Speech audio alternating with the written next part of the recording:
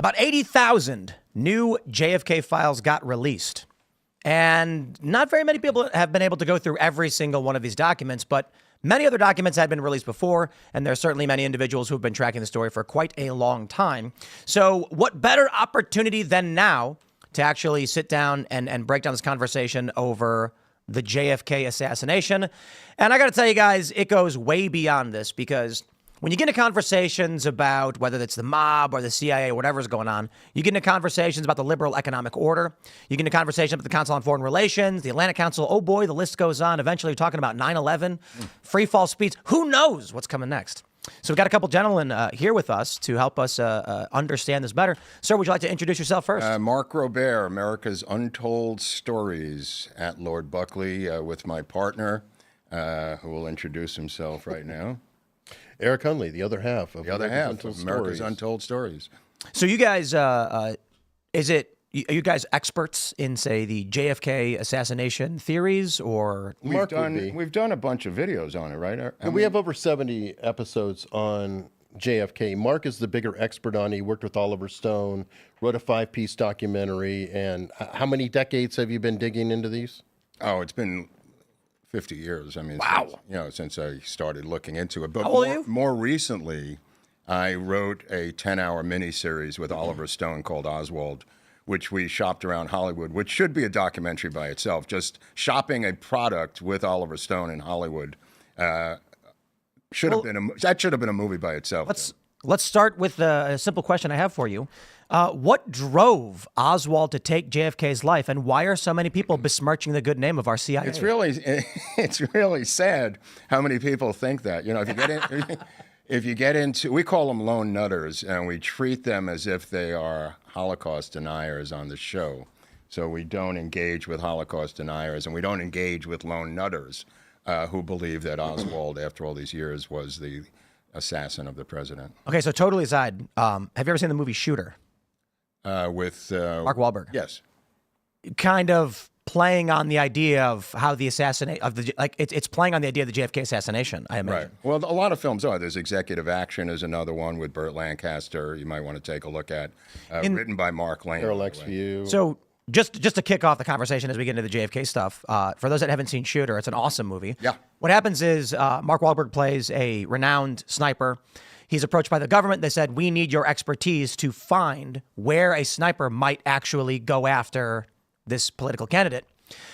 And so he reluctantly agrees. They bring him to a building and say, tell us where you think it'll come from. And then he says, he's like, there, go check that building. And when he turns around, there's some fat beat cop who shoots him. And then they actually tricked him into going into the building to be the patsy, and they accuse him of being the sniper. So I suppose the idea was, this is potentially what could have happened with Oswald or whatever. But it's just a movie, but it is fun to watch. So I'm curious, for those that have no idea, if it wasn't Oswald, who was it?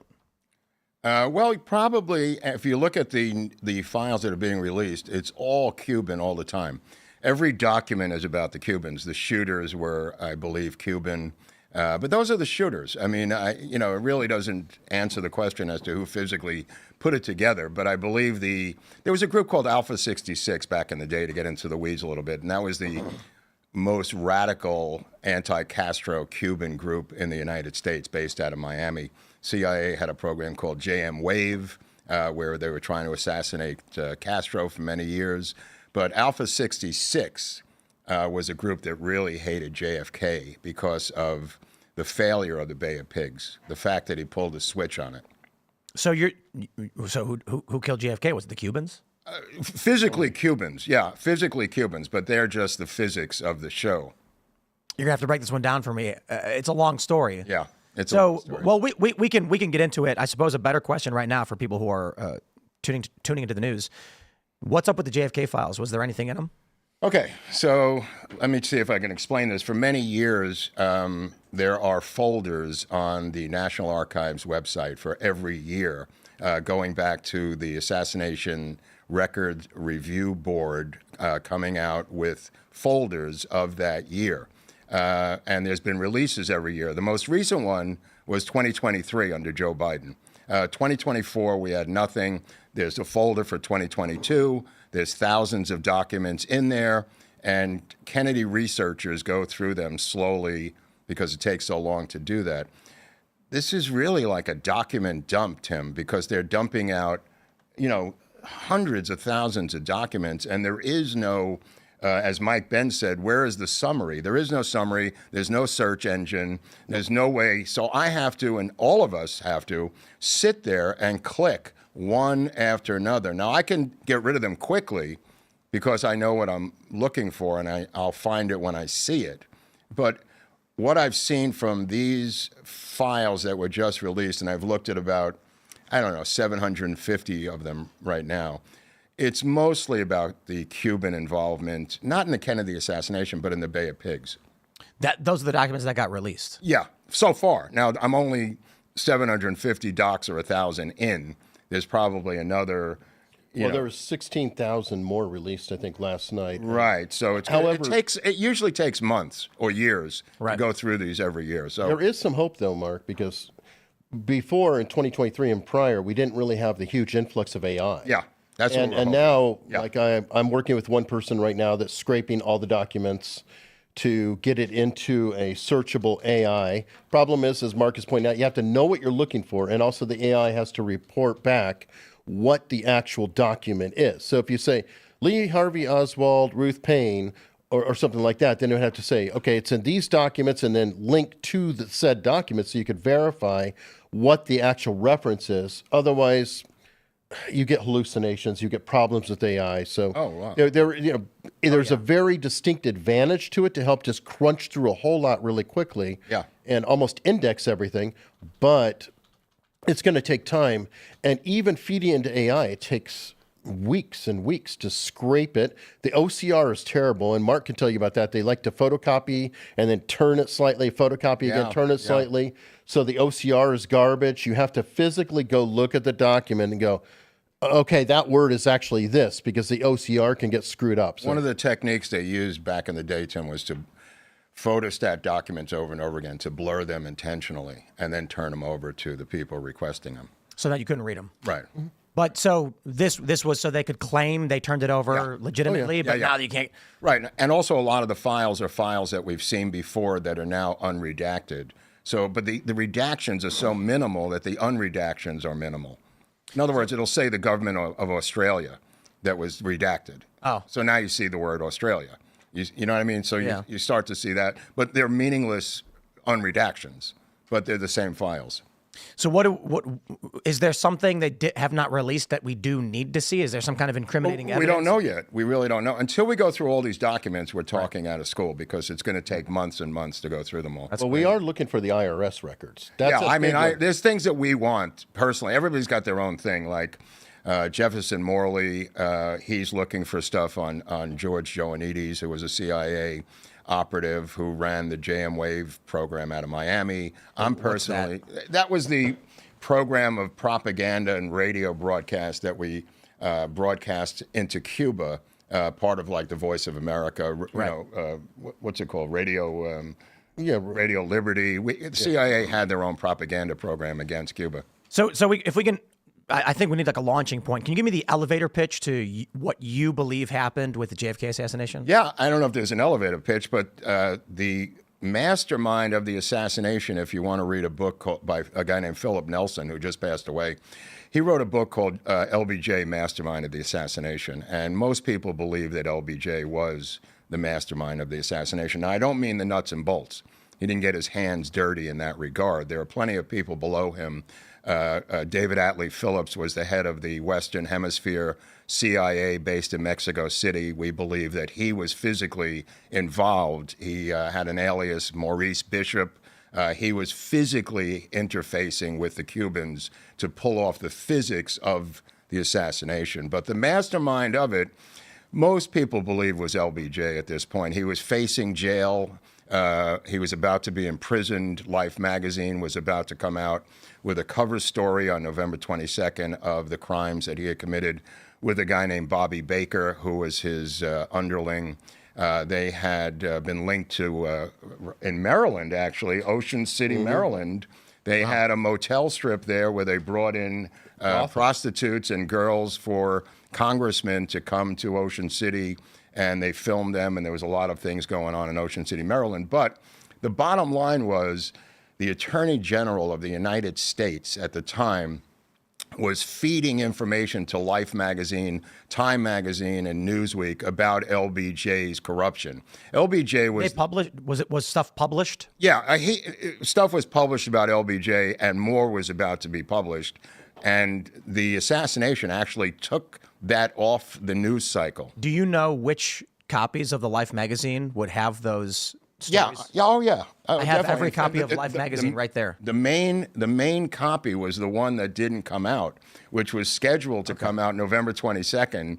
There are plenty of them. It's Bobby Baker bombshell. There's a bunch of Life magazine, Newsweek articles. I could send you copies. Well, of. wait. So in the other room, I have 3 shelves with every copy of Life magazine. It'd be interesting. Yeah, to look go at Bobby Baker bombshell. I think it's probably in October, November of '63. It's starting to cook.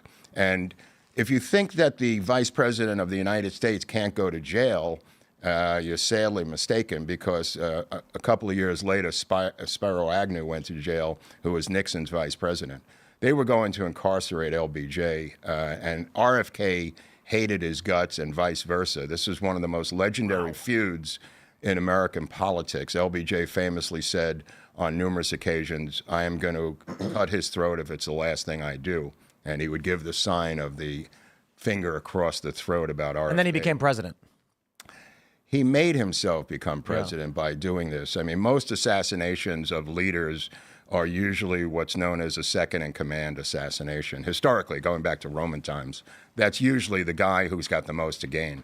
He had means, motive, and opportunity. It was his operation in Texas. It was his police force in Dallas. Everything about the assassination was fingerprinted by LBJ. I mean, he literally micromanaged every single part of the assassination after the killing, calling up the hospital, speaking to surgeons, speaking to the chief of police, speaking to the DA. This is the president of the United States at this point now. Was this a coup? It was a military coup with LBJ waiting in the wings. So I've heard from a lot of people. We get, people will chat and they'll say this was the dawn of the deep state.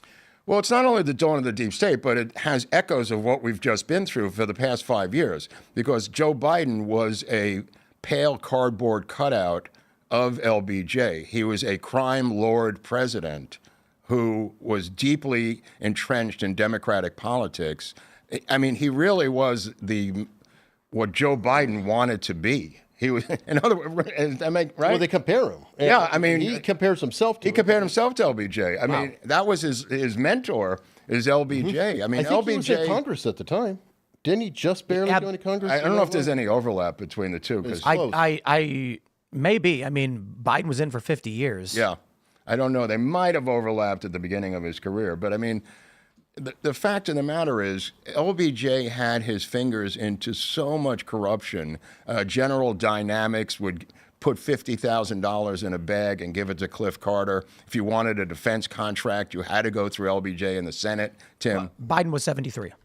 Okay. Yeah. Well, he dies in 73. Yeah. So yeah. The joke we had was that Joe Biden comes out on stage. He's all hunched over and his arms are hanging out like Mr. Burns. And he says, "True and shop it to pressure," another gibberish. We all mock and laugh, say, "There's no way this man can be president." And then he fumbles around in the wrong direction, walks off stage, and as soon as he's out of sight, stands up straight, straightens his tie and says, "Get me my car." That speaks perfectly. And that's funny. Maybe it was all an act because he actually was a mastermind, and you underestimate your enemy when you think he's a fumbling, bumbling fool. And My Fellow Americans, the movie. Well, I've never seen it. Okay. Spoiler of the movie. If you haven't seen the movie from the 90s, I'm going to spoil it for you. But in the end, the vice president behind everything, he was considered a moron, like a Dan Quayle. And he looked at him and he goes, in the end, it was all just a facade. Oh, right. A facade. This is the mastermind of the assassination. I mean, he's got the most to gain. He's got the most to lose. It's either you're going to be the leader of the free world or you're going to be a jailbird the next week. I mean, the extremes are enormous, Tim. Sorry, man. How does this country let that happen? Well, I mean, part of it, if you go back, it's the failure of the Bay of Pigs and also JFK trying to make a missile deal with the Soviets. I mean, these are crimes that the Joint Chiefs of Staff found to be way beyond the pale. They looked at him as a complete communist JFK, that is. I mean, we look at him as a moderate now. Yeah. The Joint Chiefs of Staff with Curtis LeMay and others looked at him as the weakest sister they could possibly have or ever had. I mean, think about the time. You're coming off of a guy named General Eisenhower. Yeah. Now you've got a guy who is a multimillionaire playboy. I mean, the difference is so enormous, the extremes of this thing, who wants to make a deal with the Soviets to reduce the amount of nuclear missiles in the world, while they want to launch an initial attack against the Soviets. He also pulls back air support for the Bay of Pigs invasion, making them lose their minds. They have a lot of motivation to kill him, Tim. And he famously rejected Operation Northwoods. He famously rejects Operation Northwoods, which is put forth by the Joint Chiefs of Staff to shoot down our own planes. And blame the Cubans.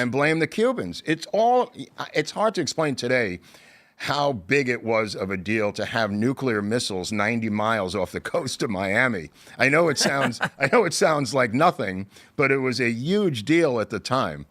And to have a communist regime 90 miles off the coast of Miami, it came out of nowhere. It really did. Because at the beginning, Castro is someone who we thought we could do business with. Yeah, we helped him. Yeah, we helped him get into power. There's guys running guns. Saddam. There's guys running guns into Cuba. One of them is Jack Ruby.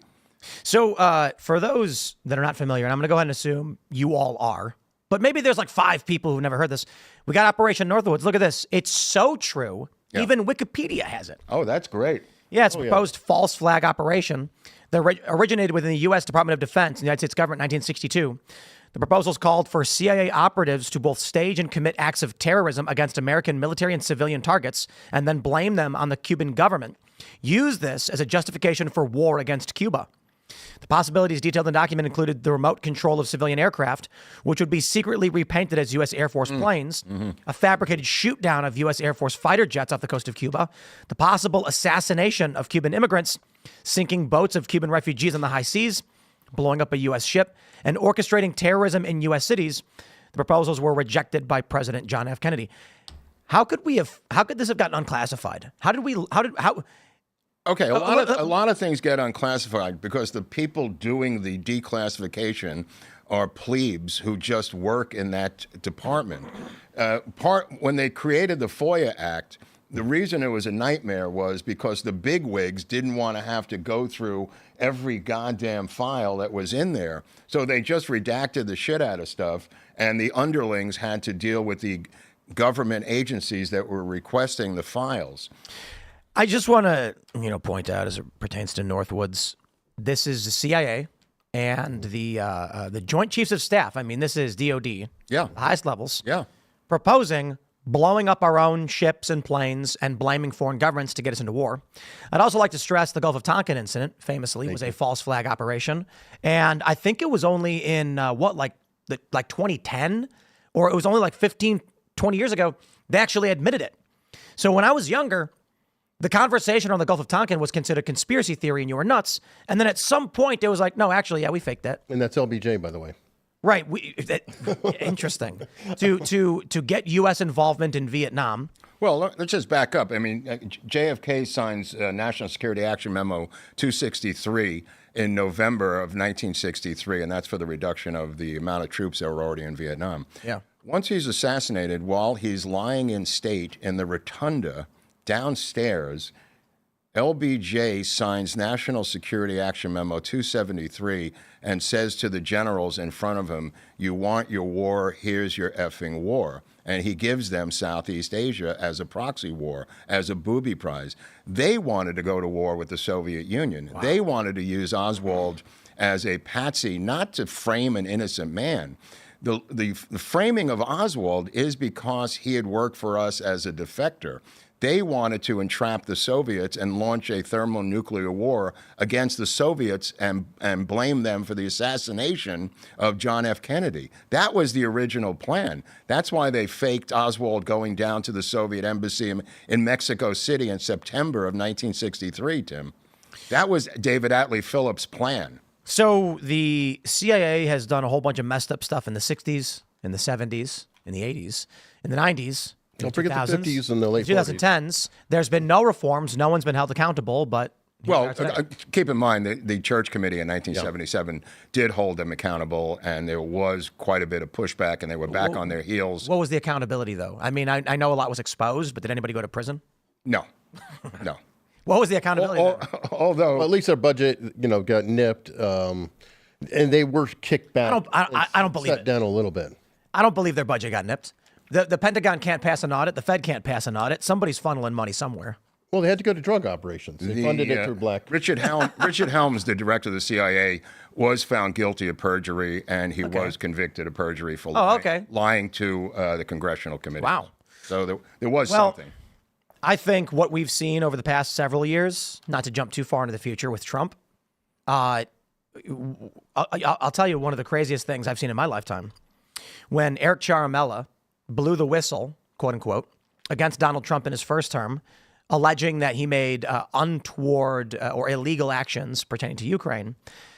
If you went on YouTube or Facebook and said the name of a CIA operative, Eric Ciaramella, YouTube would delete your video. Wow. Take your stream down. Wow. Facebook would delete the post without notice. Wow. Famously, Rand Paul was on the floor of the Senate and completely unrelated to the whistleblowing, he made reference to CIA agent, Eric Ciaramella, agent or whatever his position was. YouTube deleted the C-SPAN video. Wow. Now you tell me, under what rule structure or community guidelines were they deleting the name of a guy who works in the public sector for the American people, who was the subject of massive public scrutiny? You couldn't even say his name. Well, Arthur Kroc, who was the editorial director of the New York Times, famously wrote 3 weeks before the assassination of JFK that if a military coup happens in this country, it's going to come from the CIA. He wrote that in the New York Times. Also, in the Washington Post, right after the assassination, Harry Truman wrote an editorial saying that he made a mistake by creating the CIA and militarizing it. That was really the problem, was the militarizing of the CIA. Even Obama, when they were taking down bin Laden, Tim, the CIA had a plan to militarily take down and kill bin Laden, and Obama pulled the plug on it and went with the Navy SEALs.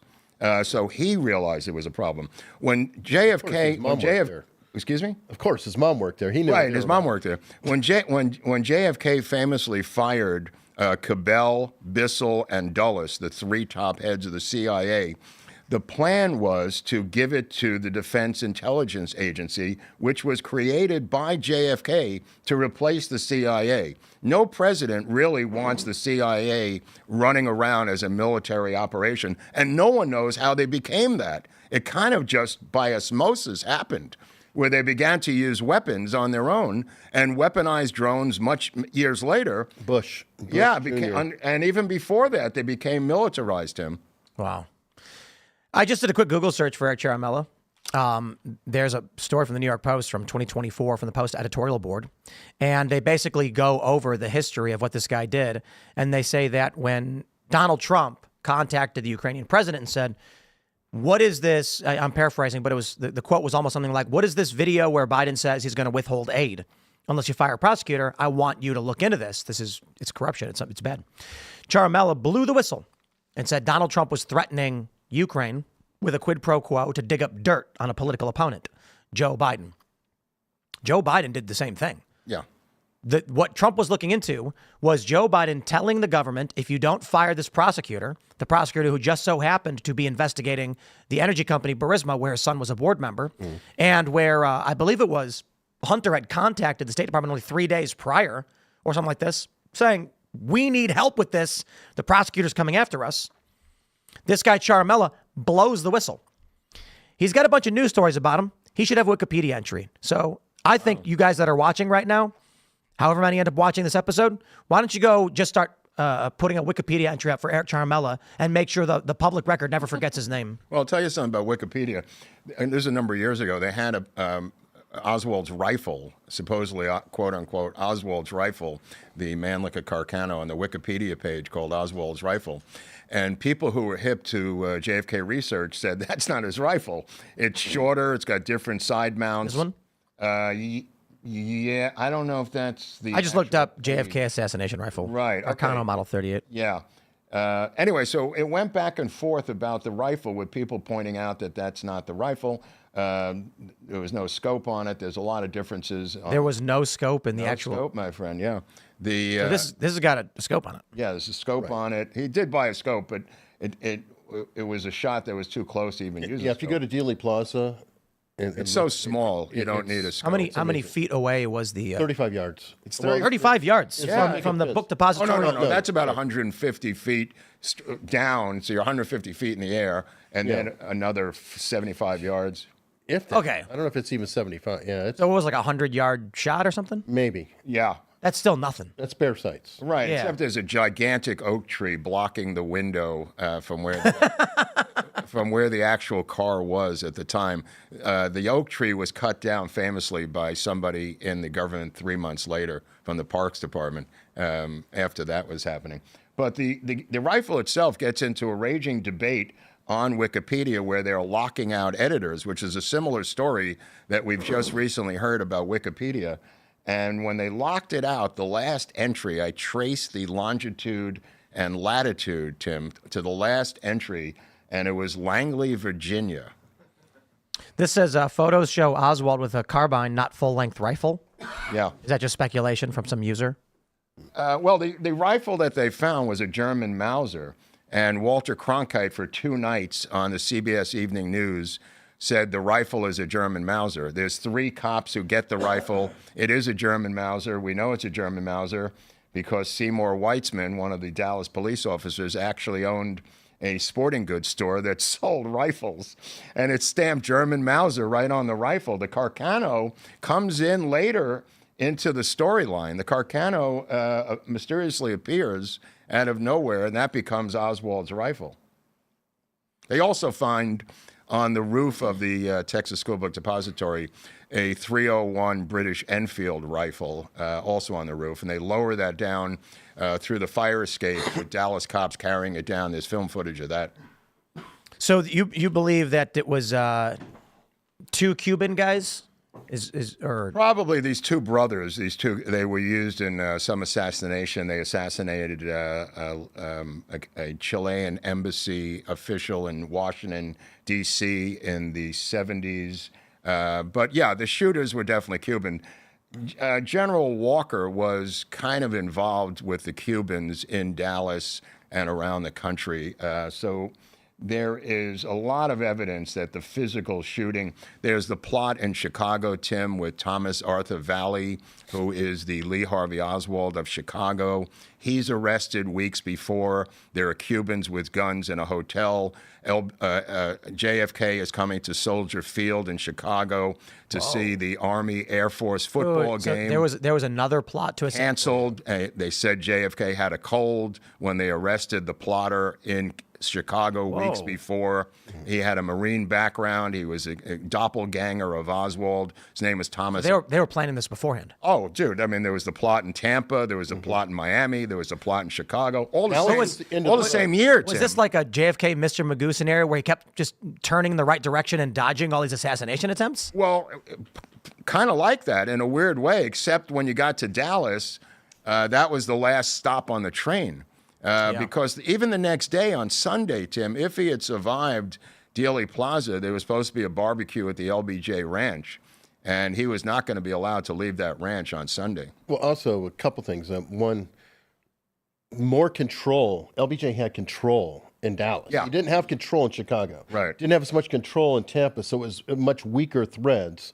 And who was it that was testifying to Congress when JFK was assassinated and closed his briefcase and left? Because Henry Marshall or No. There was a guy who had been testifying behind closed doors as a witness of the corruption of LBJ, and they were taking his testimony while the assassination was going on, and they walked in and said the president's dead and LBJ is the president, and he famously closed his briefcase with all his LBJ documents and left. Wow. Saying it's one thing to go after a vice president, it's another to go after the president, sir. Wow. Yeah. You know what's crazy to me is Oswald was then killed. Yeah. He's murdered. And this country just went along with it? Well, it's not a question of going along with it. I mean, you take this guy, Jack Ruby, right? So I've got documents in here going back to 1947 where Ruby is involved with Richard Nixon as a informant of the Chicago mob in the union investigation by the Congress of mob activity in Chicago's unions. And they're asking that Jack Ruby not be allowed to testify because he is a informant. They don't want his name exposed. And that document's from the FBI from 1947, Tim. Think about how long Ruby's been involved in government operations. He's also involved in running guns to Cuba. He's involved in various things. When did Ruby die? Did he die in prison? He died. We were just talking about that. He dies in prison because he's visited by a guy named Dr. Jolly West. No loose ends, huh? No loose ends. Dr. Jolly West shows up, and the next thing you know, he comes out of the jail cell. Jack Ruby had already been declared a new trial. His trial was overturned because of venue. But wasn't there? There's photos. Was there video where he shoots Oswald? Like there's a picture of it. Yes. Oh no, there's plenty of film live footage of it. footage, yeah. What's his trial? That it was an accident. He slipped, fell, and pulled the trigger. Well, what happened was he asked for a change of venue, and they refused. So it was overturned. The trial, he was found guilty. Yeah, it was a no-brainer. And he was found guilty, and the trial was overturned. He was going to have a new trial, and all of a sudden he got a visit from Dr. Jolly West, who injected him with a pneumonia shot, and he mysteriously loses his mind and then dies of cancer. 1967 in Dallas, Texas. You know, it's just so fascinating that when we look back on JFK, and if you take the official story at face value, Oswald, he was radicalized and he hated JFK, so he killed him. Right. And then Jack Ruby is radicalized and angry with Oswald, so he kills him. Right. And then Ruby goes to prison and dies. It's just, I'm imagining this time of absolute chaos, power struggles. It just seems like, how could this government have been functioning with this degree of backstabbing? Like, why did Ruby kill Oswald? Was he sent in to do it? Well, he was paid $50,000 to do it. Right. He gets the $50,000. He puts it in a safe. He buys a safe, puts the safe in his office, and his strip club, the Carousel, has an off-duty Dallas police officer who was a friend of his bolted to the ground of his office on the floor, and then he signs power of attorney over to his lawyer. The $50,000 at that time is probably the equivalent of $500,000 today, Tim, in current money. Yeah. And he had power of attorney signed over to his lawyer. He had tax debts, and he owed his family money. But he was supposed to kill him Friday night. He was there Friday night posing as a reporter. He was there Saturday night. He bought everyone sandwiches from a deli. He brought that in for the police. Wasn't he calling in trying to not do it, though? He kept calling in, trying to get out of it, Tim, saying they're going to kill Oswald if they transfer him. The transfer that happens on Sunday was because they promised to transfer him to the Dallas County Jail and have an unlimited open press conference with Lee Harvey Oswald on Sunday. And that's why on Monday. That's why he had to be killed on Sunday. Because Oswald was going to... They literally said, we're going to have a full-fledged press conference because they were just shouting out questions. Right. Reporters, why did you do it? Who, blah, blah, blah. And they were just little perp walks that they were doing with Oswald within the jail. So they said on Monday, we're going to have a full press conference with him. You can ask him anything. And that's why he had to die on Sunday because... Well, he already signaled. He said, I'm just a patsy. So that sort of told them, hey, here's this the is what he's original gonna say. photo, Tim, on the shirt right here. You're wearing it. Wow. Yeah, and look, he's got a Planet of the Apes mask on. This is the photo they have on the Wikipedia Yeah, page. that's Ike Pappas on the right, famous NBC newsman with the glasses, by the way, and the white trench coat. That's Laval, the Dallas detective there, who's handcuffed to Oswald, and that's Jack Ruby, who actually has what's called a gangster grip on the gun. Sorry, you're drifting from the mic. Oh, I'm sorry. He actually has a gangster grip on the gun, if you notice how he's holding it. Is he fine with his middle finger? Yeah, it's a different way of shooting it. It's so a gun cannot be knocked out of your hand. It's to grip it like a thug.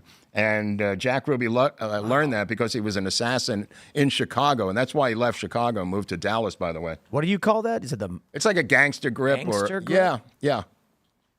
Well, the way he shot him, too, was deliberate. It went through the lung, the heart, everything. It was an absolute kill shot. When Oswald is taken to the hospital, the doctor, Dr. Charles Crenshaw, he's taken to Parkland, the same place that JFK was at on Friday. So this is Sunday, and he's in the same spot that JFK was in just 2 days before.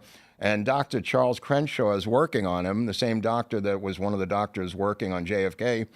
And the phone rings, and he picks up the phone, and it's LBJ talking to Crenshaw. And he said, I want a deathbed confession out of this man, if there is one. And Crenshaw's going, look, bro, we're really busy here. And he said, I have a guy there, and I want that guy to work with you. And he looks over, and there is a Secret Service agent in a hospital gown with a thing on his head with a revolver sticking out of the back of his pants. And Crenshaw says, I see him, sir. And this is LBJ micromanaging, not to get a deathbed confession out of Oswald, but to make sure that Oswald doesn't make any statements at the end of his life that would jeopardize the situation. So is it true that Oswald defected to the Soviet Union? He was married to a Russian, or? Yeah, absolutely. I mean, James Angleton, famously one of the heads of the CIA who was involved in our CIA's foreign programs, if you want to put it that way, had a program he created for 13 phony defectors, Tim. And the phony defectors were from various branches of the military, and they were assigned to various Eastern European countries. One went to Bulgaria, one went to Estonia, one went to Lithuania, one went to Romania, and Oswald was part of the 13. And he was ONI, Office of Naval Intelligence, which nobody ever talks about. It's the oldest secret intelligence agency in the United States government. It goes back to the 1890s, if you want to look up ONI. Marines and naval people are usually ONI. Bob Woodward of the Washington Post was ONI. Oswald was, finish that. No, I'm just going to finish it up. He is sent to Moscow, and they, as a phony defector, the Soviets are hip to it because this has happened before. In fact, they make jokes about it. Isn't it funny how many American servicemen are now completely disgruntled with the United States and are coming here? The Soviets were laughing about this program, which they had exposed. So they send him to Minsk, and what he does is human intelligence in Minsk. He finds out how the subway, how the trains run, how the department stores run, how the TV works, how the phones work. And he writes it all down in a diary, Tim, which he tapes to his stomach when he leaves with the Soviet bride. Interesting. So it says Oswald was charged with the assassination of Kennedy, but he denied responsibility for the killing, claiming he was a patsy. Yeah. 2 days later, he was killed by Jack Ruby. Mm-hmm. Yeah, I mean, this is, nightclub owner. Yeah, put it this way. I mean, he's got a new baby. He's got a wife. He's got 2 kids. This is some lone nut. He's got a lot of friends. He goes to the Soviet Union, where he has a lot of friends over there. His whole family, the Muret family out of New Orleans, are all intelligence spooks. His first cousin, Eugene Muret, who invites him to speak at Spring Hill College in Mobile, Alabama in the summer of 1963 about what life was like in the Soviet Union. That cousin, his first cousin, Eugene Muret, ends up running the entire legal affairs and court system of Bosnia after the Bosnian War through USAID, Tim. Yeah, it comes that far around. That's right, brother. So I'm This is a spook family. The Oswalds and the Murets were a spook family. Why was Oswald there? In Russia? No. At the in Dallas. He was put there by Ruth Paine. Yeah, he gets a job. He gets a job there from Ruth Paine, who is a CIA operative. Her father ran an organization called USAID. Maybe you've heard of it. Her sister. Yeah, it's been in the news, I think. Her sister was a psychologist who worked at Langley, Virginia, as a psychologist for the CIA. So Ruth Paine is his handler, and Ruth Paine is given the job of handling him from George de Mohrenschildt. Don't forget her husband.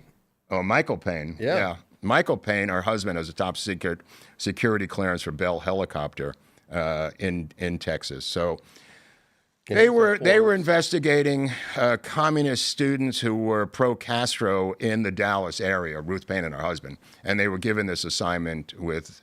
Don't forget, Oswald's wife is a Soviet agent. Her uncle, who she lived with, is the head of the FBI or one of the high-ranking members of the Soviet FBI in Minsk.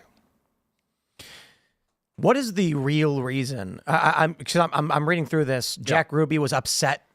Well, his lawyer quickly came up with that the day of the killing. Seems obvious. Yeah, that was his lawyer coming up with that. He was upset about Jackie Kennedy, wanted to spare her the having to come back to Dallas for the trial of the man who killed her husband. Ridiculous. Now, keep in mind, Jackie Kennedy testified to the Warren Commission about the wounds of her husband and sitting next to him explaining what happened from a first-person account. That's all been deleted by the Warren Commission and put into a file that won't come out until 2039. I'm hoping that is in the recent release of these files, for instance. It's one of the things I'm looking for, is the Jackie Kennedy Warren Commission testimony, which if you look up Jackie Kennedy and the Warren Commission, it'll say deleted and put into the archives till 2039. You think the CIA tried to kill Trump last year? I don't know if it's CIA, but I don't know if it's CIA, but somebody for sure, yeah. Government. Let's just say government. U.S. You government. say government. I mean, yeah, CIA is shorthand for CIA is law. shorthand for a lot of things. Okay, Yeah. the blob. Yeah. Yeah. But like deep state. Yeah. Yeah. We went. I mean, look at Ruth. I mean, Ruth is over in the Ukraine. What is Ruth doing in Ukraine? Recruiting the And what is Vietnamese. Crooks doing? I mean, we still don't know about Crooks. We don't know what his phones had on them. We don't know what these foreign apps were. We don't know about his family. There is no official story for the attempted assassination on Trump's life, and I find that to be very interesting. Well, somebody's got to get to the bottom of this. I mean, this can't be allowed to be part of history. I mean, I think the deep state's falling apart. it might be. You look at remember the Vegas shooting? Yeah. Still no official story there. Crazy guy with a bump stock. There's no story. So when you look at all of these, if you look at JFK, there's an official reason why Oswald was there. There's a claim about what weapon he used. Jack Ruby was distraught. They lined these things up to create a narrative and give you the official story. Even 9/11 has its official narrative, has its conspiracies, and then you get Vegas. No idea what that was all about. People are still demanding answers, but nobody knows. Yeah. Not that one I would say is on the level of a 9/11 type event, but still people are saying what happened. Now you get the Crooks shooting of Donald Trump. There is no official story. There's not even a story. None. It's just somehow this guy got on the roof where no cops were, with a clean line of sight to the front runner for the presidency, but for the grace of God, Trump turned his head. Well, it's really interesting that both Ruth and Crooks both end up in commercials. The BlackRock commercial for Crooks and the other one for Ruth. And they're both part of a propaganda effort. They've both been filmed. They've both been in commercials, corporate commercials. And yet we're supposed to accept these lone nuts. But there is no story. The reason to not have a story is there's no story to defend. So if you think about it, you could control Kennedy. No, the reason you can't is because, I'll give you an example. There's 26 volumes of the Warren Commission. It took over a year to put what you're asking to be done right now. And then Trump wins the presidency, so we're not going to get it. Right. I mean, the Warren Commission, to their credit, put together a cockamamie story with 26 volumes of information. Now, granted, until Mark Lane comes along in 1964, a year later, and begins to shred the Warren Commission, nobody, as Alan Dulles famously said, no one's ever going to read this. I mean, who has read 26 volumes of the Warren Commission? And we didn't have the internet. We had a Mockingbird media that was under control. There was only 3 channels. It's a lot easier to lock it down. Even into 9/11, the internet really hadn't caught on, and a lot of it wasn't out there. Now it's difficult, so they're better off just saying nothing. There's nothing to defend. What's fascinating about the 9/11 truth movement was that it was burned CDs, which bypassed the mainstream media narrative and created this network of individuals. So everybody remembers Loose Change, 9/11. Second edition, that was the one that really took off. I worked at O'Hare Airport, and you've got what they call zone rooms. So I worked for American Eagle Airlines, which is their regional airline, CRJs and Embraers. So there were, I think, like 5 zones. I don't know. No, it's more than that for sure. Maybe 10. Each room has about 10 people in it. And people would come in with CDs and hand them, like, guys, watch this right now. And some guy's sitting there playing Xbox, waiting for our planes to come in. And then they put on Loose Change. And all of a sudden we're watching this documentary Wow. So before the computers, internet, copyable media, 3 channels. They all said the same thing. Yep. There's nothing else to believe. Handful of newspapers, typically you're reading what? The New York Times, maybe in Chicago it's a Tribune or something, or sometimes. And these are, as you mentioned, Mockingbird Media. They're getting their statements directly from intelligence. Yes. Even recently, we had a story where a journalist was being given his stories by the CIA. This is only a few years ago. So I certainly still think it's going on. The technique they do today, though I do think they're losing power because of the decentralization of information technology. Here's what they do, because they've done this. And anybody who knows who this individual is, congratulations by saying their name because they'll sue me. So they contact early 20s intern reporter. And they say, I'm with insert agency. I've got information that needs to get out. I got to blow the whistle. I will be your source. It's approved the whole way through. The intelligence individual feeding this information is doing it intentionally, targeting. Limited hangout, yeah. Right. This intern, who makes $35,000 a year and is living off mommy and daddy's money to pay for their New York apartment, goes to their boss and says, I was just contacted by an intelligence agent who's got private information for me. I have a source. Look at this story. Donald Trump is a Nazi. And they go, and you have this person on the record saying this. Yes. So we can run it. Yes. We're going to make $1 million. The editors are thinking, as long as I can't be sued, we are going to get rich. This article will get 2 million hits. It's going to be 50 grand. We're going to do it again. You run the story. They then come back and say, my source is giving me another story. I want a raise. I want a promotion. Done. You are now a senior field reporter, a news reporter covering intelligence. We're going to have you go out and go on TV and talk about the story because you're getting so many views. This young person is going, it's all happening for me. It's all happening for me. The CIA and the intelligence agencies are like, they will say whatever we tell them to say. The stories that we want reported, they will do because it makes them famous. Then this individual finds themselves getting a $500,000 a year salary, working for a prominent liberal magazine. Now they're working for some of the biggest news agencies in the world. Their name is appearing on every byline, and they are the foremost expert on how Donald Trump secretly works for Russia. Yeah, no, I mean, it happened. One of the files that we did pull out from the recent JFK files dump was the outing of Priscilla McMillan. Priscilla Johnson McMillan is a woman who interviews Lee Harvey Oswald in Moscow for a UPI-style news service in the hotel in Moscow. She later is the woman assigned to write Marina Oswald's autobiography by the CIA. She denied her entire life that she was CIA.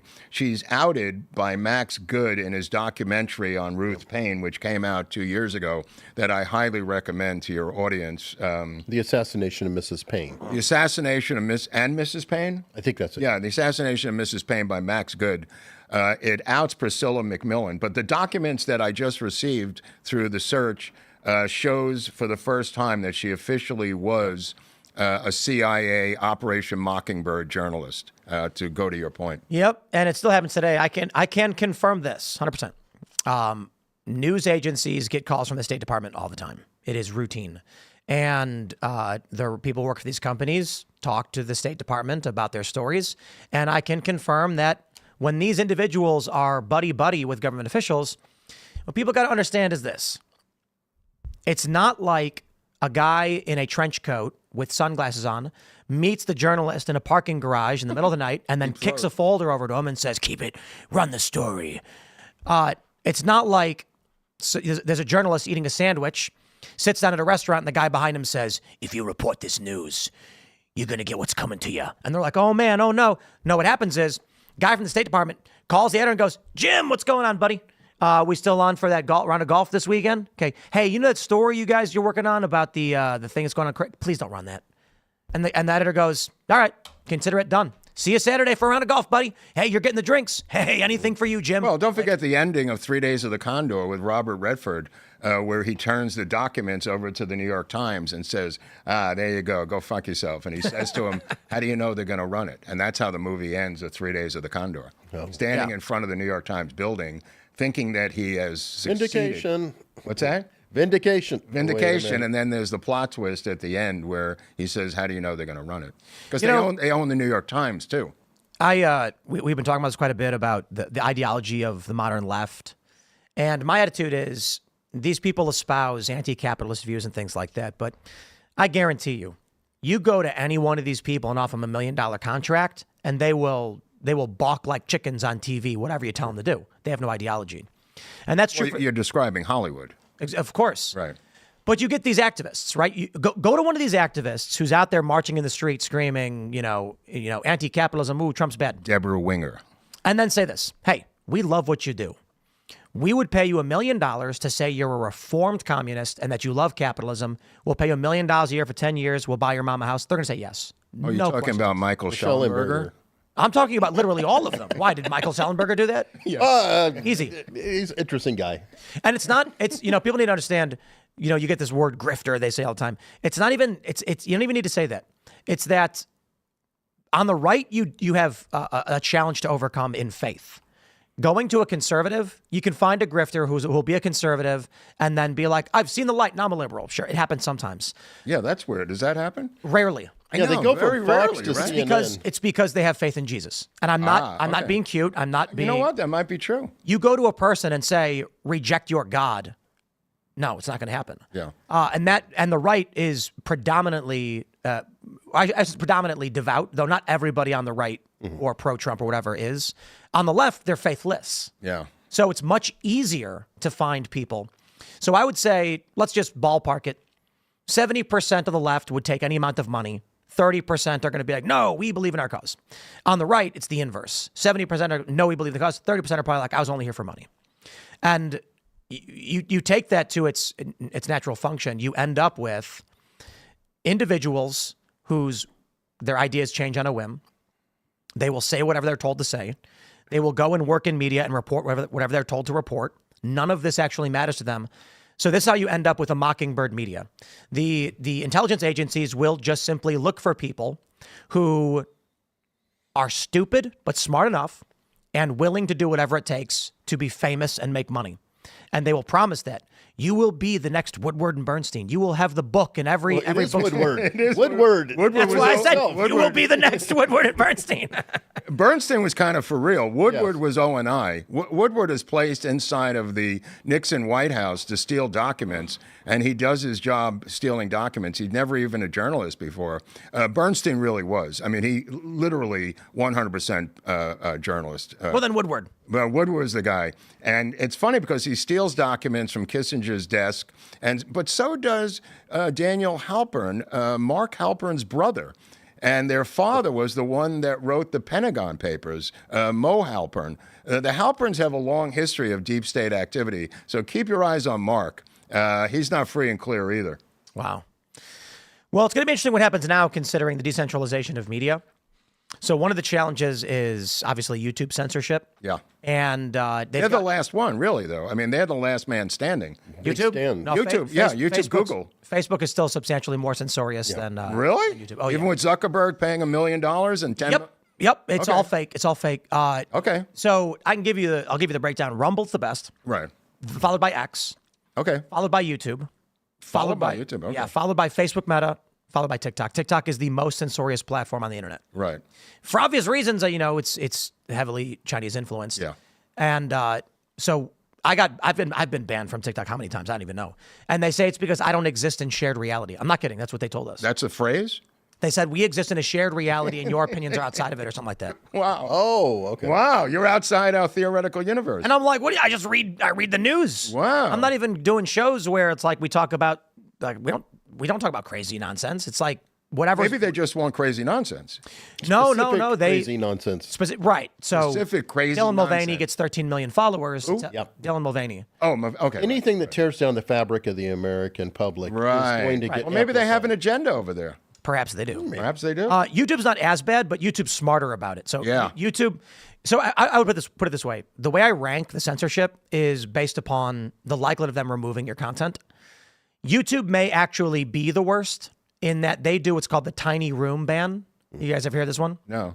So what they'll do is, But it's probably happened to us. It's happening to us. Anything that's happened, Absolutely. it's happened to us. so there's banning. It's overt. There's shadow banning, Yeah. subversive, but you can see that you're being shadow banned, and then the tiny room ban. If you make a video where you are pro-Ukraine war, you are anti-Trump, you will find your videos on the front page of YouTube periodically. Good idea. Let's go with that subject. yeah. If you are anti-establishment, anti-blob, anti-machine, for some reason your videos never appear in trending. They never appear in trending. They don't get recommended. You won't see subscriber growth. The tiny room ban is they want you to be able to keep getting the amount of views that you always get so you don't notice anything negative. A shadow ban, you'd notice. Yeah. You'd say, hey, I'm not getting traffic anymore. Well, I was shadow banned on Twitter, and then I got Right. my own file was given to me afterwards. So. And you can see it because they released, there's a whistleblower. Yeah. So the tiny room ban is a long game. So I believe YouTube's tiny room banned us. What that means is the people who already watch the show will always be able to watch the show and be recommended the show. You're in a tiny room. No new people Are allowed into the room. Right. Wow. So you can tell this happens. It's because- happening to us, I think. I guarantee. Yeah. Yes. So what ends up happening is, so I say, okay, you can break a tiny room ban very easily. It's called money. So I'll make a commercial for the show and I'll advertise it on Google, targeting specific audiences that are outside the tiny room. What did YouTube do? First, Google rejected the ad on false pretenses. So I made another one. Wow. Rejected the ad. Are you willing to wear a wire? Yeah. Go on. Rejected the second ad on false pretenses. I complained. Right. Google Assistant said, we don't understand why your ad is being rejected. Finally, one of the ads got approved. And instantly, the 2 episodes of Timcast IRL that were featured in the advertisement were deleted. And I was given a warning for having ever had them. Ooh. And I think the issue was, in the tiny room, they didn't care that we had an episode with Joe Rogan and Alex Jones. Right.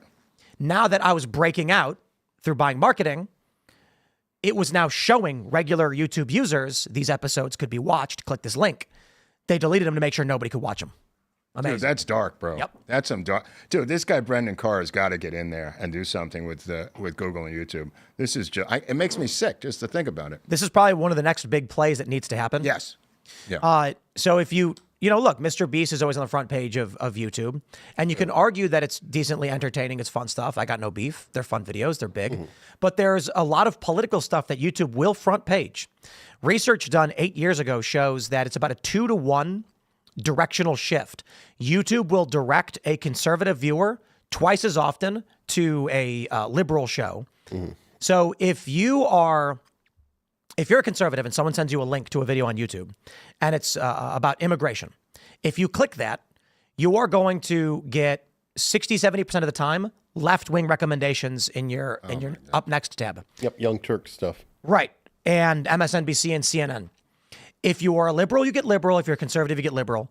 There was a man who actually did the research and created a graphic, interactive graphic system showing using, I forgot how you describe it. Air-gapped may be the right way to describe it. Computers that had never touched the internet. They would go on YouTube and then just have a script track the recommendations. And they found that something like 80% of all recommendations pushed people to the left.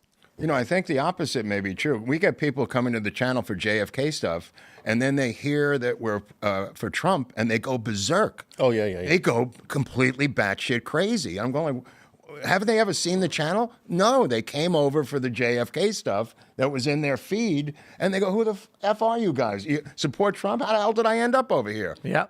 So I think it cuts the other way, too. Well, right. If you're a liberal, they're not sending you conservative content, and if you're a conservative, they're sending you liberal content. Well, These guys act like they've never heard a pro-Trump statement in their JFK life. confuses the issue, though. JFK because blurs the line. JFK is a hero Yeah. to the left. And a lot of lefties are very interested in the assassination. Yeah. And so I think it screws the algorithm maybe a screws the little bit. algorithm. It really they send them over confuses saying, them. oh, it's JFK. It's well liked. And then they find out, oh, we talk about We got Trump so too. many comments going, you're so smart about the JFK assassination. I've learned everything from you. How could you be so stupid in supporting Trump? How many times do we get that?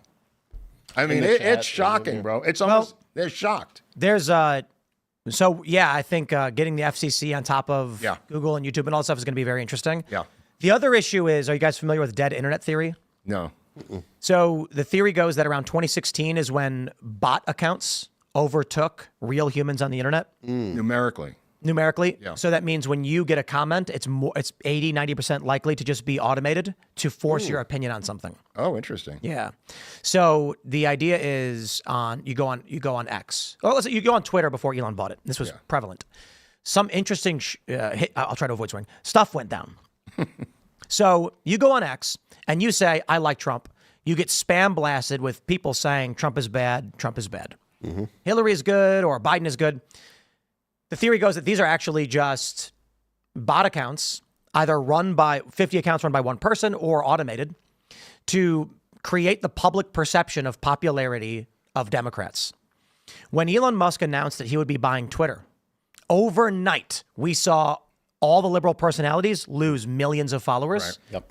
The conservatives gained millions of followers. Right. How does that happen? And the Twitter blue stuck another knife into it. It did. The argument they tried to make was, as soon as they said Elon was going to buy it, liberals were fleeing the platform. That's insane. That's an obvious lie. Happen. One theory is that this was them purging bots and removing shadow Right, I bans. remember hearing that. Yeah, at the time. It happened twice. So then word came out that, Elon's not actually going to buy it. Wasn't Twitter just a glorified NGO, Tim? Oh, yeah. Yes. I mean, that's the way I looked at it. Like, here are people doing nothing on salary like an NGO. Here's what I think. I think that Twitter was started as a legitimate company. After a certain point, the intelligence agencies said, They captured it. let's use this as our tool. Yeah. That made Twitter get really big. Yeah. Because Twitter didn't really make sense at the time. Right. You know, you can post your update. You can post your update on Facebook. So I remember when Twitter first came out, it made no sense. I think the CIA gets involved, but the intelligence agencies, the deep state, and they said, we want to utilize this as a means of messaging. We can see its value. We're going to put money into it, prop it up. Twitter then builds a backdoor for the government. This is true. We know this is a fact. They were able to log in. Twitter and Facebook had backdoors, according to various reports, where they could then submit for removals. The top legal, Vijay Gadde, reportedly was having weekly meetings with intelligence agents. It was meant to be a covert operation like Mockingbird. Elon Musk said, so what'll happen if I say I'm going to buy it? They can't pretend. They can't stop it. Right. Even though it is actually largely a government He used operation. capitalism as a tool against them. Yes. And so he basically, imagine if Elon said, I'm going to buy the CIA itself. Yeah. Well, you can't. It's a government agency. Try to buy Twitter. the website, though, CIA.gov. That might be fun. Well, .gov, you're not going to. But I think that Twitter was operating as an asset of the intelligence agencies. Absolutely. Elon. I mean, are you hip to Cuban Twitter? What is that? They created a copy of Twitter to influence the people in Cuba. And this is recently, all completely phony to get all their information, they were going to build it up to 300,000 or 400,000 and then begin to have a color revolution down there to overthrow the Castro regime. They pulled the plug on it in the last minute because of the change of administrations in 2016 to Trump. But they had created a completely... The U.S. government did. Yes, we created a completely parallel... Mike Benz talks about this. USAID had created a complete parallel Twitter, Cuban Twitter, and they had as many as 100, 150,000 followers, and they were building it up to a certain cutoff point where they would then begin to call for an uprising. By the way, that's what TikTok is here. Yeah. Right. And he's doing it. I think that Elon knew that the feds, the intel agencies were operating Twitter and that he was going to war when he was going to buy it. But I think the reason he did is they were going to war with him. And then after this, he starts getting invested. So as soon as he makes his intentions clear that he's supporting Donald Trump, they start going after his companies. I think this goes way back. Biden had this electric car summit, didn't invite Tesla. I think Elon took that personally. I think it's probably deeper than we realize in that they were cutting out Elon despite the fact that he was doing what he was supposed to be doing. An electric car company. He became rich. He became successful. He was telling people to buy their cars and they were snubbing him and treating him like garbage. So then he says, why am I going to support these people? There's a lot more to it. The purchase of Twitter was tremendous for developing an AI. Using the fire hose of X to train your large language model was that and brilliant. Reddit. Reddit was also huge Right. for training Yeah. ChatGPT, et cetera. Well, so Elon... The head of Reddit was USAID, had a salary from... Really? Oh, yeah. The woman ran... Yeah, they was outed with the recent... what was her name? I forget it. Whoever the Asian woman? Whoever the woman is in charge of Reddit was also being paid by USAID. So I think Elon knew he was buying a government asset. And so long story short, we saw all the liberal personalities lose millions of followers overnight. You could track this on social media. Go back to 2012. Are you guys familiar with the LulzSec and anonymous hacking scandals of like the 2009, 10, 11, 12? I've heard of it. I'm not familiar with it. So Cablegate was big with Wikipedia, and then Wikipedia got attacked, and there was this group of, people call them hackers, that began to use the moniker Anonymous. Oh, yeah. Anonymous was never a group. Anonymous Right. It was never a group. It was a 4chan forum directing random operations. There was a small group of people that exploited this. They eventually called themselves LulzSec or Lul Security. Okay. Some of the information released by these guys was then parsed by a guy named Barrett Brown for something called Project PM, where they discovered the U.S. Air Force was purchasing sock puppet Twitter accounts. A sock puppet is a fake account that looks like a real person. One guy would operate 50 accounts, and the presumption is in the Libyan civil war conflict and the death of Gaddafi, they manipulated Twitter to trick the American people into thinking that it was popular to oust Gaddafi, despite the fact Gaddafi was popular in his country. So I remember back in the day, being friends with a lot of these hackers, they started to question, how come so many of these Libyans that want to oust Gaddafi speak colloquial North American English? The average American didn't think anything of it. Mm-hmm. They see an account from someone in Libya saying, we must stop Gaddafi, we need your support, to build public support for an international coalition to put a no-fly zone and airstrike, Libya, destroy the country. Ultimately, the NATO did. Libya's flattened. Now it's a slave trade operation of militia war and violence. But the explanation given after the fact was the only reason they speak colloquial North American English is if they're on Twitter, they likely were educated in the West. That explains it. Mm-hmm. What actually explains it is that the U.S. government was running fake accounts to sway public opinion. Right. They are likely still doing this today. Oh, yeah. This is the new Mockingbird. Yeah. Well, it's color revolutions have been outed. And what we've learned the Covington Kids were. What's that? The Covington Kids was an operation like that. They came out of Brazil and then got picked up and went completely wide. Great book, Ryan Holiday, Trust Me, I'm Lying, does a beautiful job talking about this. And Pelosi even describes it with the wrap-up smear. So it's a similar principle. Yeah, the keys to the kingdom are right now Romania and Hungary as to what is going to happen in Europe. What really happened just to give you a short history, when the Soviet Union collapsed, the secular atheistic communists who fled the Soviet Union came to London, New York, and L.A. The real Soviet apparatchiks buried themselves into the Democratic Party. Look at people like Aperovich at CrowdStrike. Look where his father came from, an atomic scientist for the Soviet Union. They all fled the Soviet Union upon its collapse. The people who remained were not communists.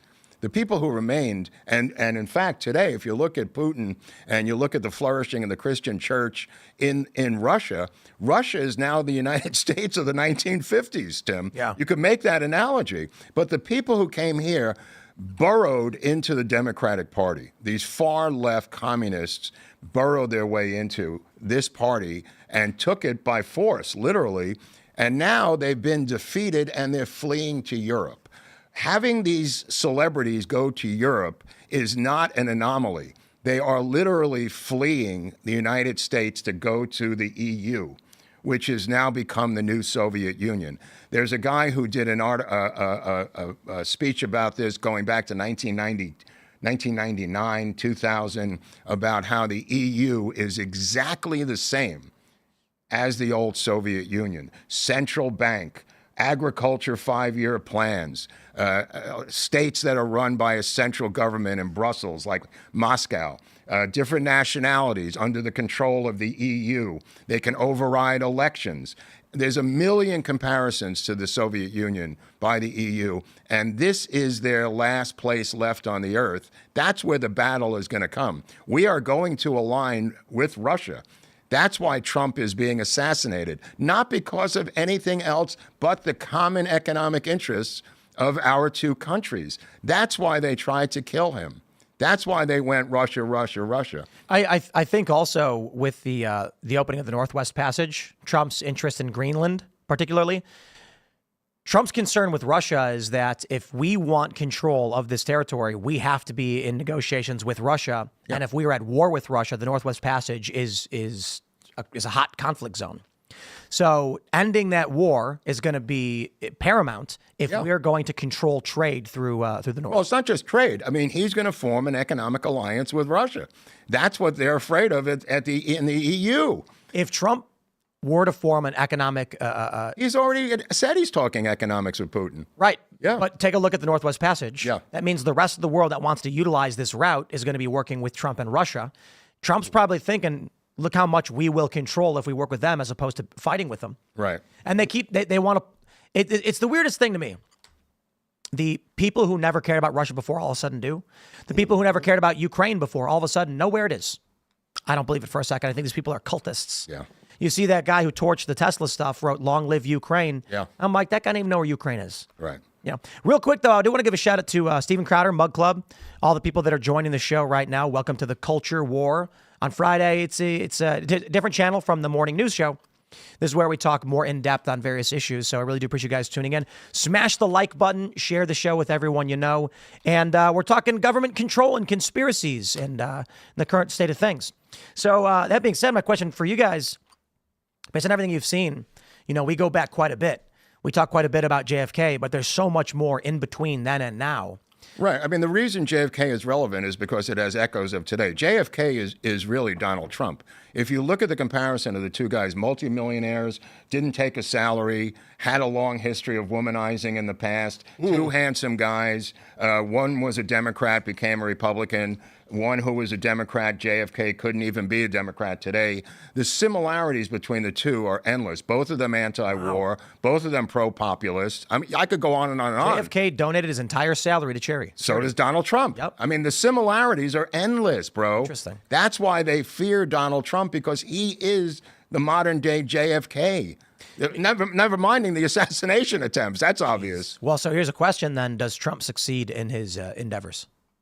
Well, that's to be determined. Depends on, he now has a team of Avengers. So that's different from the first term, Tim. Now you've got spread out power that's spread out among other people. So if you take him down, you've got J.D. Vance. If you take down Vance, you still got Gabbard. You still got Pete. You still got RFK Jr. It's not centralized power like it was in the first term, where he could have a Mike Pompeo come to him and say, you can't release the JFK files because I'm showing you this thing in Mexico City about Oswald not really being there, and us ordering the torture of Sylvia Duran, and us owning the Mexican intelligence that did our bidding for the CIA. We owned the police of another country. And that's in the documentation that's in the JFK files. His first term was on-the-job training. Yeah, it was on the job training. He's had 4 years now to figure out what went wrong, what did I miss, what did I get wrong, who do I ally with? So now he's coming back in as much more experienced and far more dangerous. Look, put it this way. JFK ordered the removal of troops from South Vietnam. The generals and the ambassador from Saigon said, screw him, we're not going to do it. Same thing as Syria. Really? Trump said, I want the troops out of Syria. The generals bragged how we disobeyed his orders. The similarities are endless. What do you think happens? Where do you think this goes? I mean... Well, it goes as far as Trump will push it. But everything goes as far as he's going to push it. There's battle with the judges right now. How far do you pull an Andrew Jackson? Do you just say, you've made your ruling, now try to enforce it? Does he go full Jackson? Is really what we're asking ourselves as Americans right now. Because we've got... The thing about the judges, the reason the Democrats are so cocky under Biden, the reason they're able to do everything that they've been doing is because they're ace in the hole when the shit hits the fan, when they are voted out of power, they know that the entire judicial system is run by them. That's why they're so arrogant. That's why they're so cocky. It's a power that nobody saw before until they went after Trump, until it's reached this crisis point where we're now literally in a constitutional crisis, Tim. Caused by Democrats, not by Trump. Absolutely caused by Democrats. Absolutely. It's their backup plan. Right. To retain power indefinitely. And what they've been doing is claiming Trump's the one causing it. Right. When Trump has been acting under his authorities of the executive branch. This has to be resolved. This can't continue. How is it resolved? It's got to be resolved by 4 or 5 men in the Supreme Court who've got to get a sack of balls and step up and make a ruling. If the Supreme Court instructed Donald Trump to do something unconstitutional, should he do it? Well, if, again, like Richard Nixon said, or other people said, I know pornography when I see it. If the Supreme Court says it's unconstitutional theoretically. Do you think that Donald Trump should place male prisoners in female prisons? Male prisons, female prisons. Well, He's talking about the trans argument. Oh, I see what you're saying. A judge has just ordered Donald Trump. Look, all of these rulings are by design. This is Mark Elias's across-the-board game plan to screw with Donald Trump. This is not accidental ruling. I would argue it's the other way, too, because Trump is deliberately he's cherry-picking making these decisions to get them to do it. Because that right there, Tim, he's trying is to not find popular. the most egregious cases on purpose, Tim. Yeah, these are the 70, 80% in his These are favor 80% rules. approval rating cases. So you think Trump's counterplay is he deports Tren de Aragua because it's a deeply popular issue, 87%. and then gets the Democrats to defend the violent gangs. That's what's happening. Or they keep a doing trans prisoner. And not only that, he's got a Supreme Court, he's got to shame them into getting a ruling. So the argument then actually is Trump is intentionally choosing these cases to give him his own domestic casus belli of, I'm going to defy you. Take it a step further. It's also to get him to intimidate the Supreme Court. They have to rule in his favor. Yes. It's To going to intimidate get the public John Roberts, to to demand. intimidate these people who are willing to vote against him. I mean, why does John Roberts have 2 adopted children from freaking Wales? I don't have 2 adopted children from Wales. And he can't find the paperwork to prove that he adopted them? What, really? That's right, friend.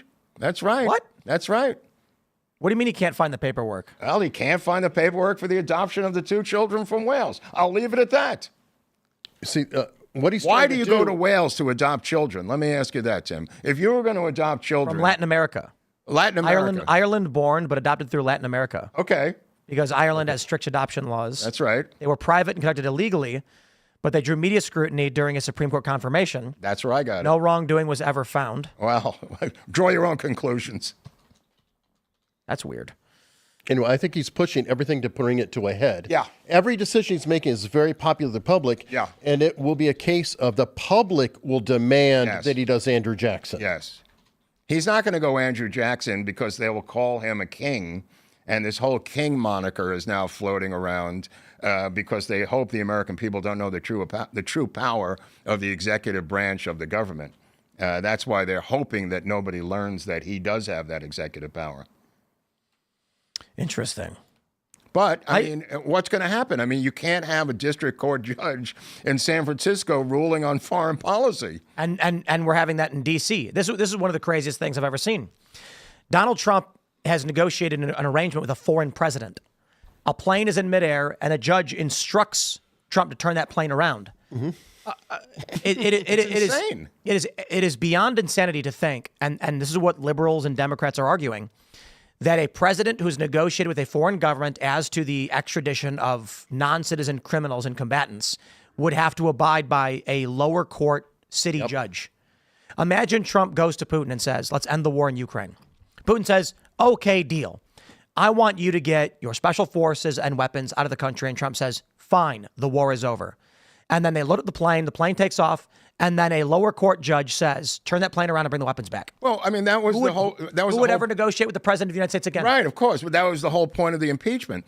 The 2 impeachments were designed so a local attorney general could not arrest a non-sitting president once he got out of office. And here's Letitia James and what's her name down in Willis, down in Georgia, putting a mugshot up of a former president. The argument from the Democrats today is that any president in any foreign policy action needs to submit for approval from the lower courts. That's their argument. Mm-hmm. Trump is deporting non-citizens, and they said you can't do it. That would imply that Trump can't take any presidential executive actions on foreign policy or deportations without first asking a lower court for approval, putting the executive branch beneath the judicial branch. Yep.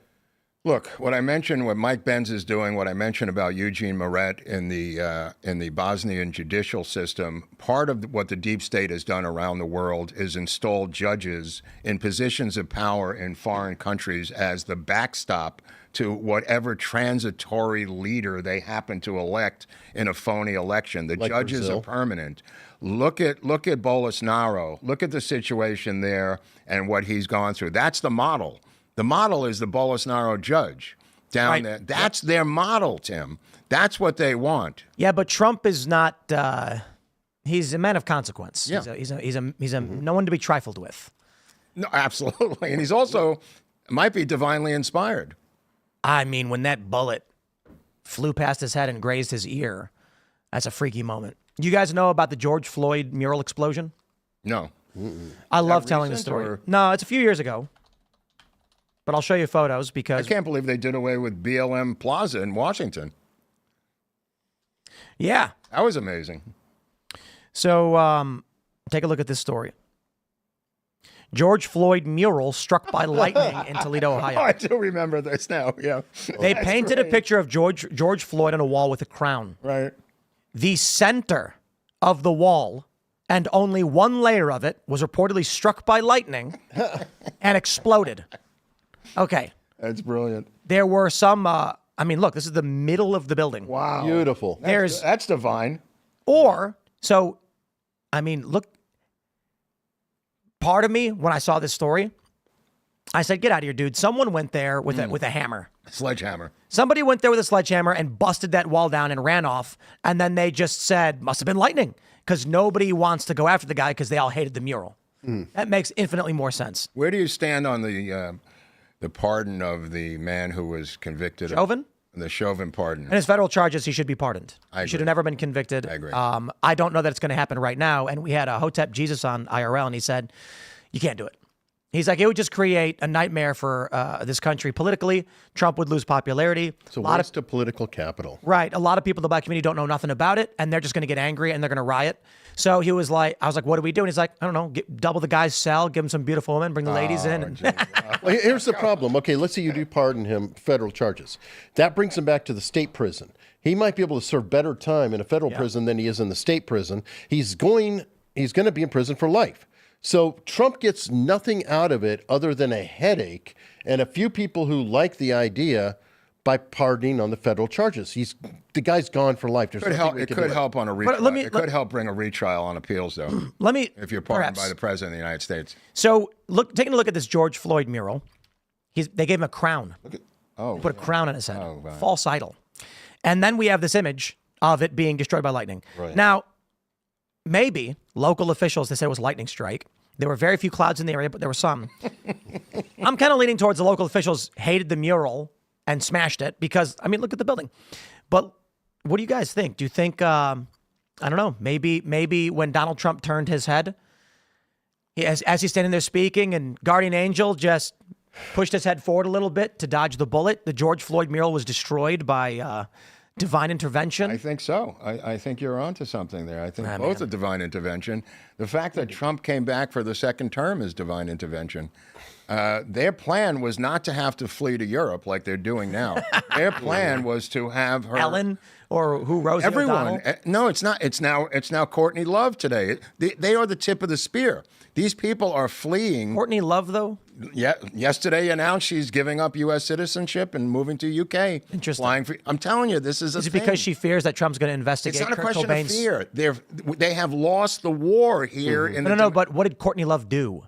What do you mean? Courtney Love? Is she concerned Donald Trump's going to investigate the death of Kurt Cobain? Oh no, well that's I don't know about that, but she didn't really. She'll be missed. Yeah, she'll be sorely missed. But the point of the matter is, this is just a tip of the spear. There is going to be movement of regular people, the people who lost their jobs in D.C. They're not going out to Kansas. They're going to Europe. Yep. That's where they're going. That's their Soviet Union now. They'll be That's missed, where they're too. going to be rooting for hate speech laws, censorship, socialist policies on spending. Everything that we're going to face is going to be a new Cold War against the EU, Tim. Listen to And, what I'm saying. This is a whole new Cold War They have nuclear weapons. They want to put $800 billion now into a new military. He wants to get out of NATO. They're overthrowing duly elected presidents in Romania. Yep. They want to take down Orban in Hungary. This is the new Soviet Union. There have been questions I've seen on X and YouTube of people saying, if we do see an escalation of war, do we think the U.S. will align with European nations or with Russia? That's the $600 million question. Absolutely the biggest question going. If he aligns himself, which is I think where this is going, this is where he wanted to go from day one, was an alignment with the Russians because of economics, because of Christian background. It's the largest Christian nation in the world, the Russian cultural system right now. Russia is what the United States was in 1952. That's what they reflect now. Between Russia and Europe, though, I don't see good guys. You can make the argument that Russia as a country has got Christian background and they don't tolerate certain woke stuff, but then you've got Vladimir Putin, who basically takes power for several decades. How did he take power? At the end of a gun? Well, I mean, he's got an 88% approval rating. Why do they love a guy that took power at the barrel of a gun?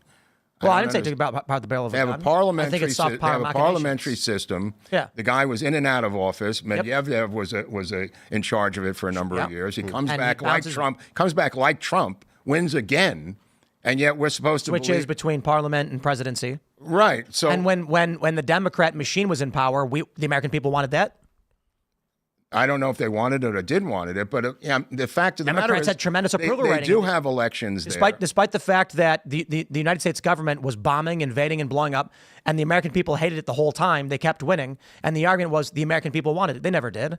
So I look at Okay, Putin, well, at the beginning, just to go back and give you an analogy, the Vietnam War. The Vietnam War had like an 81 or 79% approval rating when it first started. It wore away over the years. But according to who? According to any normal Gallup poll in the mid-'60s. Mockingbird Media? No, I'm just talking about regular polling. The people popular. Supported the Vietnam War. I don't believe the American people, from its history, were in a position to ever support war.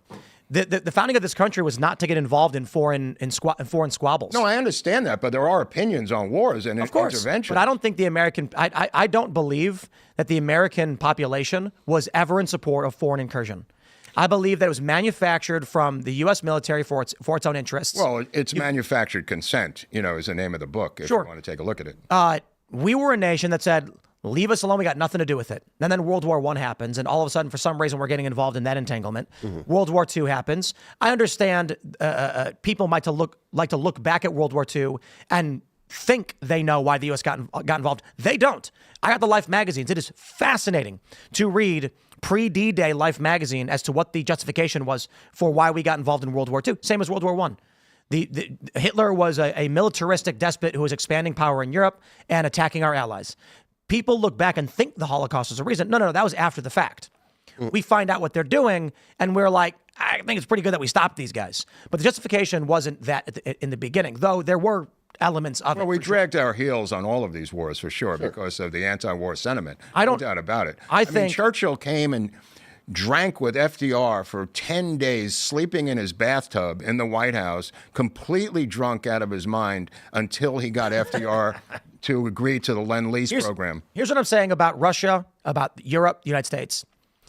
The United States, I look into Donald Trump. I voted for this man twice now. I think he's doing good things because we've got a deeply unpopular bureaucratic state that has manipulated us. It is the despotic machine that claims we support it when we don't. There are people who live in and around D.C. who get paid as essentially nobility. The government funnels money through. They don't even go to an office. They don't. There's big buildings that are facades. D.C. is one big NGO. Right. The government funnels money to these billions of dollars so they can pay their buddies, so they can have parties, do drugs, and never work. Trump is ripping it. It's the Soviet Politburo. It's the elites of the old Soviet Union. But that being said, with Europe, I see largely the same thing. Mm-hmm. I think the reality of nations is the will of the people does not matter to anyone. The idea that there is a nation on this planet where the will of the people is paramount is silly to me. There's no way to track the statistics of such large populations. This is why you get a politician who stands on stage and says, blue tie or red tie. Well, you know, you've got to have the right amount of scuff on your shoes. Your tie has to be not too flashy because these minor details may not matter to the individual, but they matter at the macro because a 0.01% swing in the mind of an individual means nothing, but a 0.01% swing to a nation of 300 million people can win you an election. So now you have global leaders, be it Putin or otherwise, that just view you as an algorithmic field. And they need to figure out how to game the algorithm to be the ones in power and get what they want. The question is, how much does the population get to their benefit depending on who the leader may be? It may be based on what Europe has turned into from their leaders. Russia is better, but I still think Putin is no different than any other individual who wants power to impose their will and is willing to use force to get it. Well, I'm just saying he's not this brutal dictator thug that people have painted him as. If you watch Oliver Stone's documentary on Putin, you'll see a different Putin than the one we've been. Same thing with Gaddafi. Same thing with Saddam Hussein. All of them are painted as these evil gangster warlord movie figures. That's a part of our foreign policy is to paint them like that. Well, they kind of have to be a little bit too. I mean, if you keep in mind, look who crawled out when Saddam was knocked out. Look who crawled out when Gaddafi is knocked out. These people are not leading nice people underneath. They have to be a bit of a strong man to suppress a lot of what's under them. I'm not saying it's good or bad. About Margaret Thatcher or Merkel or any of them. Indeed. Yeah, I think the idea that politicians care about you, these are the people who go to the strip club thinking the stripper likes them. Well, I think you have to delineate between politicians and leaders. There might be a difference between the two. Indeed. I also think, well, as another funny point, did you guys know that for a long period, the Disney villains were always British? That's good because they are villains. I've said this on the show. You should watch Taboo because the British. Have you seen Taboo with Thomas Hardy? It's about the War of 1812, set in London, and Americans are spying on the British, and the British are painted as the West India Company, I think. Is the West Indian Company, and Jonathan Pryce is the head of the West India Company, and it's an interesting portrayal of the British, who I believe MI5 and MI6 are some of the most evil doers of all of the intelligence operatives around the world. Too. And CIA was built on it was MI6. built from MI6. I mean, they've been using us as their schoolyard bully since the end of World War II. That's how, and they manipulate us. They find the Anglophiles in the United States government, and they manipulate them to do their, and it's brilliant on the part of the British, who have no army, have no money, have no power, and they get us to do their bidding, Tim. I think there's a lot of people who are, well, I think most people are naive in how they view global affairs and politics. I got to get up to a lot of the libertarians for having an extremely limited view. I like libertarians because I think we want to have a lot of freedoms for the individual for practical, logical reasons. A decentralized economic system is stronger than a centralized one. Soviet Union lasted 69 years. Command economies don't work. That being said, the libertarian view of foreign policy, I agree with a great deal. I don't think we should Which is what, hands off? I'm like an 80% hands-off kind of guy. Libertarians tend to be 100%. When does the other 20 kick in your humble opinion? When you're attacked? So that's not foreign incursion. We get attacked, we respond. Okay. I said this. If Iran, the reports were Iran had a plot to assassinate Trump. And I even got libertarians to agree with me on this one. If the Iranians assassinate Trump, we declare war on Iran instantly. No questions asked. Like, what if it's found out later it's a false flag? Then those people go to prison. The people who engage in that false flag go to prison. In other words, what if they're framing the Iranian? Exactly. Yeah. And that's the challenge you face in global politics. It's a Game of Thrones, as it were. Trump's statement was pretty defiant regarding the Iranian assassination attempts. He was saying that they will be obliterated, I think, was Absolutely. The language, right, Eric? If they tried to do it. I think, so first, Trump, he kills Soleimani. Iran publicly stated they will get their revenge. Mm-hmm. There were a lot of people that were like, no, it's a false flag. They're trying to get us to war with Iran. And I'm like, bro, the Ayatollah came out like, I will get you, Trump. Nah. Like, Trump killed Soleimani. He killed their James Bond. He killed their hero. They obviously want to get him. That may be they don't have the ability to do it, and it would be a false flag. I don't know. But And I'm saying, if we definitively prove, and it's known beyond a reasonable doubt, with here's the documents, here's the proof, not like, passport fell out of a burning plane or whatever. That's weird. Then I say we declare war on Iran. You are not a nation if you allow a foreign nation to kill your leader. So I do believe there are many instances where we do declare war and we send the troops. Would you allow the Iranians to develop a nuclear weapon as President Poole? I think that question needs to be made in a bit more. Do you stop Hitler from getting a nuclear weapon? It's tough. I know. It's hard to answer, isn't it? I mean, the Rosenbergs went to the chair. The Rosenbergs went to the electric chair for giving the Soviets the hydrogen and atomic bomb secrets. Yeah, the big picture on foreign policy is the United States. Here's what I wish I could believe, but I know I can't. The United States wants to hold territory in Afghanistan and Iraq, putting pressure on Iran because Iran is a major supplier of weapons to militia groups and terrorist insurgents across the Middle East. The United States wants to control these territories for their resources to prevent the expansion of China economically, as the Chinese way of government and belief system is abhorrent. They also want to put pressure on Russia because Vladimir Putin is more of a top-down, less of a down. I wish I could believe all those things.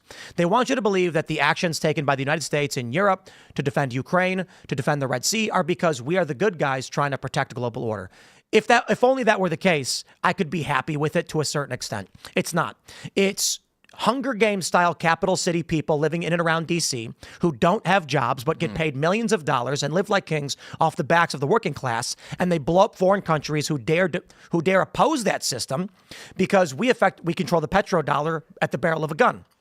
To a certain degree, you can argue that the foreign policy of the United States does maintain the American way of life, and we are wealthier than other people, but it is not all that good. I hope in Donald Trump, and again, I don't think it's absolute, but I think it leans more in this direction.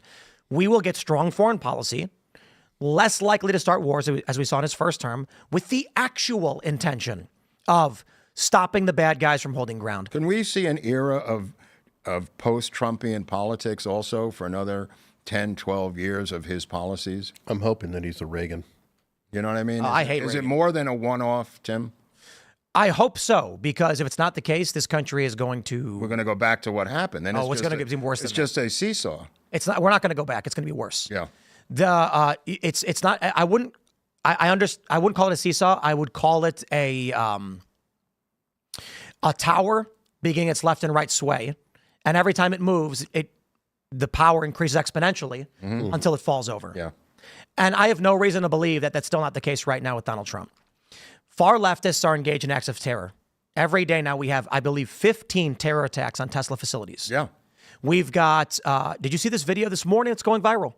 A woman was driving a Tesla and a guy speeds past her, slams the brakes on in front of her, and gets out in a camo pants and jacket with a balaclava on. Wow. And then starts screaming at her to sell her car. Wow. Okay, you know what happens? You know what happens if this keeps happening? If you were in West Virginia and you sped past a car and slammed your brakes on and jumped out with a balaclava on, you will die in 2 seconds. Well, they're doing it in Brooklyn, so it doesn't take that much courage to do it in Brooklyn. It takes a lot more courage to do it here. Well, and they don't do it. Well, this is Washington. Here. Okay. It was a woman in Washington. Okay. And she actually rolled her window down. I think I talked to her. And he yelled at her to sell the car. And I'm like, lady, are you nuts? You're nuts. These vehicles have already been shot up. On late night TV shows, Kimmel, Colbert, and Daily Show, the audiences cheer for the acts of terror, violence, and the attacks. We have about 20 or so swattings on right-wing personalities. How many swattings have you had personally? 15. 15? So it's substantially higher than that. But since we've secured the facility, with Promise and all these programs that we learned about, why can't they find the original source of the swatting through NSA or the technology we control now? It was during the Biden administration. Yeah, no, I understand that. Why would the Biden DOJ? Now, why can't we find the electronic source? It's been 2 months. Okay. I cross my fingers that Dan and Cash will take it seriously. Right. And deal with it. But I'm not surprised the Biden DOJ didn't try and stop us. No, I agree. Yeah. So we had 15 that were stated. It's substantially higher than that. We don't say them anymore because we've neutralized sweatings. It's actually really simple. There's multiple layers of defense you can implement, which I won't get into and describe. The simplest one is you hire a private security company. Right. So what happens when you get swatted this time? They interface. Well, the cops know the security company And they because contact them. they're retired cops. Yeah. They don't even need to contact them. Yeah.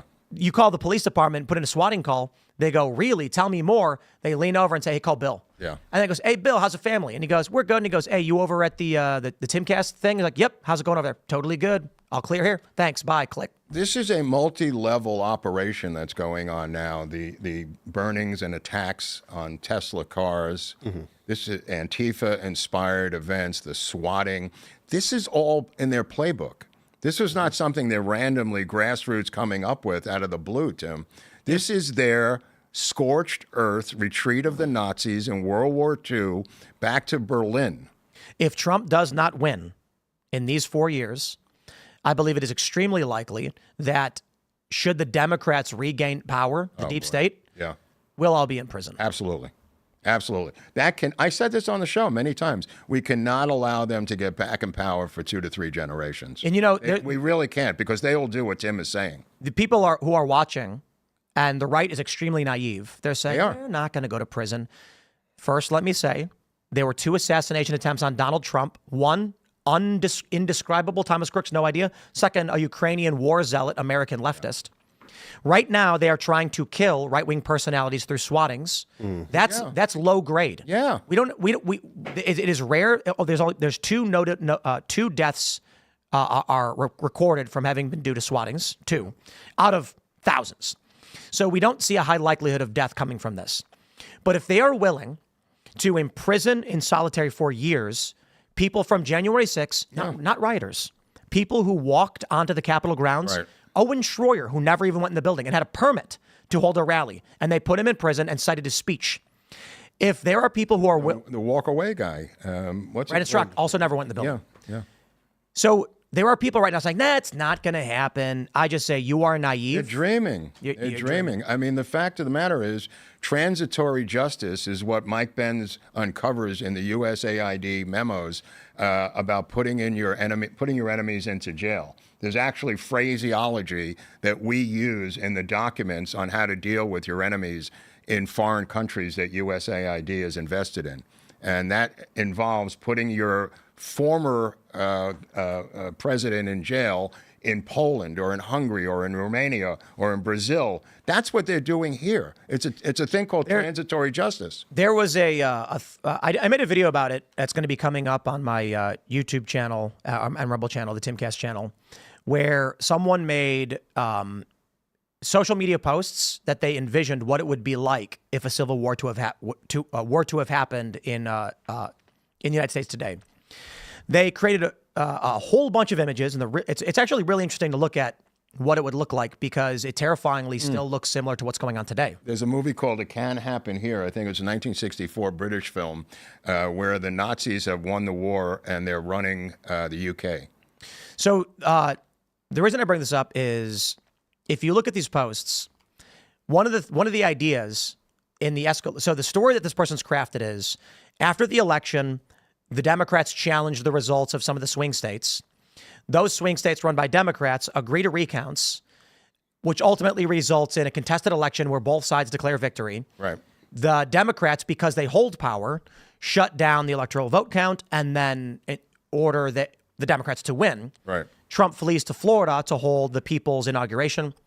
One of the threads envisioned is the Democrats, and so it's all based on what social media would look like. So it's really fascinating. Wow. A mega thread on Reddit saying how to report subversive pro-MAGA to the authorities. Yeah. And the thread is basically saying, if people are supporting Trump, report them to have them arrested. Yeah. Because they're seditionists, they're conspiracists, they have to be stopped. It's a civil war. The scary thing about it is, if I went back 5 years, I always do the time travel test with this, and showed a social media post from Reddit that said Donald Trump shot in the side of the head, survives assassination attempt. If you went back 3 years and showed that to people, 3 years, they'd say, bullshit. Yeah. That's ridiculous. Well, or back-to-back assassination attempt. Back-to-back attempts. Yeah. If you went back 8 years to Trump's first term with a news story from 2024 and the picture of Trump with blood, they'd say that can never happen. Well, they would say it was doctored. Well, not that it's doctored, because if you went to someone 8 years ago and said, hey, in 8 years, someone's going to shoot at Donald Trump, he's going to narrowly miss the bullet, they'll say, okay, shut up. That's not, and I know that because that's what everyone said to me. Now, here we are today. And when I see these posts on social media where they're like, here's what civil war could look like, they make these social media posts where it says like Kamala Harris calls for the formation of the citizens, like the CIUA or whatever, to report MAGA seditionists. And the comments on Reddit are like, it's about time Democrats stood up to these fascists. You see those posts and you're like, we see those posts today. Yeah. We see people online saying free Luigi and cheering for acts of terror. So if it were to escalate to a point where Democrats were calling for the federal authorities to arrest Tim Pool, Steven Crowder, Glenn Greenwald, I know he's in Brazil, but like extradite, go after these people, Democrats online would be like, thank you. Absolutely. Finally. Dude, Jimmy Kimmel would be cheering tonight on his show. Yep. He'd go on his show and be like, anybody "So did you who hear doubts about that these, is naive, like you're saying. Conspiracy seditionists trying to overthrow this country finally got caught. It's about time Democrats did it." I believe that there's some sort of MK Ultra 2.0 program that has indoctrinated these people into these insane beliefs that make no sense. And when you start to talk to any of them, their eyes get glazed over, Tim. If you go down one level in their arguments, they get like a glazed look in their eyes and they can't explain their positions. Like, what is it? What is the policy of Trump that you don't support? Well, I just don't like him. He's a fascist. It doesn't get any other level below that. And I think it came through the television somehow, that they were able to come up with a program to disseminate the new MK Ultra 2.0 through some communication. And it could be social media. It could be social media, but I think it may be more centralized than that. I think it's actually just natural human phenomenon. I think that there are some people that are predisposed to... I think the left is comprised of the fearful and the wrathful. There are people on the left who are terrified. Bill Burr is a really great example. I believe the reason Bill Burr comes out and says free Luigi is because he looked at his bank account and said, they're killing the rich. I'm one of those guys.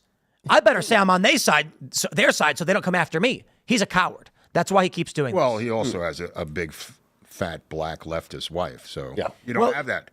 He has about arguably the same net worth of the United Health CEO who was killed. Okay. Now he's saying, yeah, you guys, oh yeah, he's totally on board. Why? He's a coward. He is terrified that they would come after him. There's an anti-healthcare group in Minnesota that was going after this company, having sit-ins, doxing them for the past 2 years. They had to go to court a number of times. I think Luigi was part of that group. Interesting. They targeted this CEO. They targeted the company. They had all kinds of physical takeovers of the building in Minnesota. I believe at the end of the day, he was connected to them in some way. They're like an eco-terrorist group in healthcare. Well, so the left is people like Bill Burr who are scared and pretending to be involved, and then wrathful people who are just angry and like a swarm of bees just point me in a direction and I'll go. How do they become a swarm of bees? That's what I'm always getting were. at. They always were a swarm of bees? These individuals that are stupid have always been stupid. I mean, how are they infiltrating Republican town hall meetings in the middle of Montana? Well, they're not. Some people are genuinely angry. Right, but they've kind of been outed as being part of a movement to put them in there. Well, if that's the case, then... Well, there's astroturfing to be sure. Right. I mean, this astroturfing is exposed. I mean, I think those are always going to weaken your position. When you start claiming that they've fabricated these protests, the way they fabricate them is not the way that people think. I mean, people have found ads on Craigslist, $40 to, I mean, they're being those are not paid. real. Fake. You think those are fake? Absolutely. Okay. And conservatives fall for this, and it discredits you. Okay. So I'll put it this way. Let's say a trove of emails gets released, and there's some weird language in it that's hard to know what it is. You are concerned because they're your emails that people are going to find out that you and your buddy have been doing a bunch of drugs. What? So let's say you and your company, all your emails get released, and you're basically using slang for drugs. How would you get people, as they're sharing all these files, how would you ruin that movement? You would sow false information into the movement to push them in the other direction. Okay. So what ends up happening with Pizzagate is you get the DNC emails released, and they're talking about a bunch of weird things like what does it says? Playing dominoes on pizza or pasta. Now, to anybody who knows anything about drug culture, typically when you're on something, you're on drugs. And we know that people in government are on a lot of drugs. They do coke and they have orgies all the time down there, right, as Madison Cawthorn told us. And as we got videos from that one guy in the Senate building. So if you're that doing... was a good video. How did you like that one? Jeez. Wow. So you have an email that comes out saying, okay, these are real DNC emails. Who are they leaked by? You've now got people making claims, are digging into this, trying to figure out what you're doing. You are a week away from them figuring out you've got bags of blow up the wazoo, literally at these parties. So you get a bunch of your buddies to go on social media, fabricate some evidence, make it sound as crazy as possible, and push them in the direction. What ends up happening? A guy shows up to a pizza joint in D.C. and shoots a rifle into the ground. Oh, yeah, but the Democratic Party is tens of thousands of those guys at pizza joints showing up. Well, it wasn't a Democrat. It was a guy who was exposing No, but I'm them. saying the version now is tens of thousands of them doing what the guy did to show up at the pizza place. I think the emails that we got proved that Democrats were having orgies and doing drugs. Right. Which is untoward and a scandal that would destroy their lives, but was not human trafficking.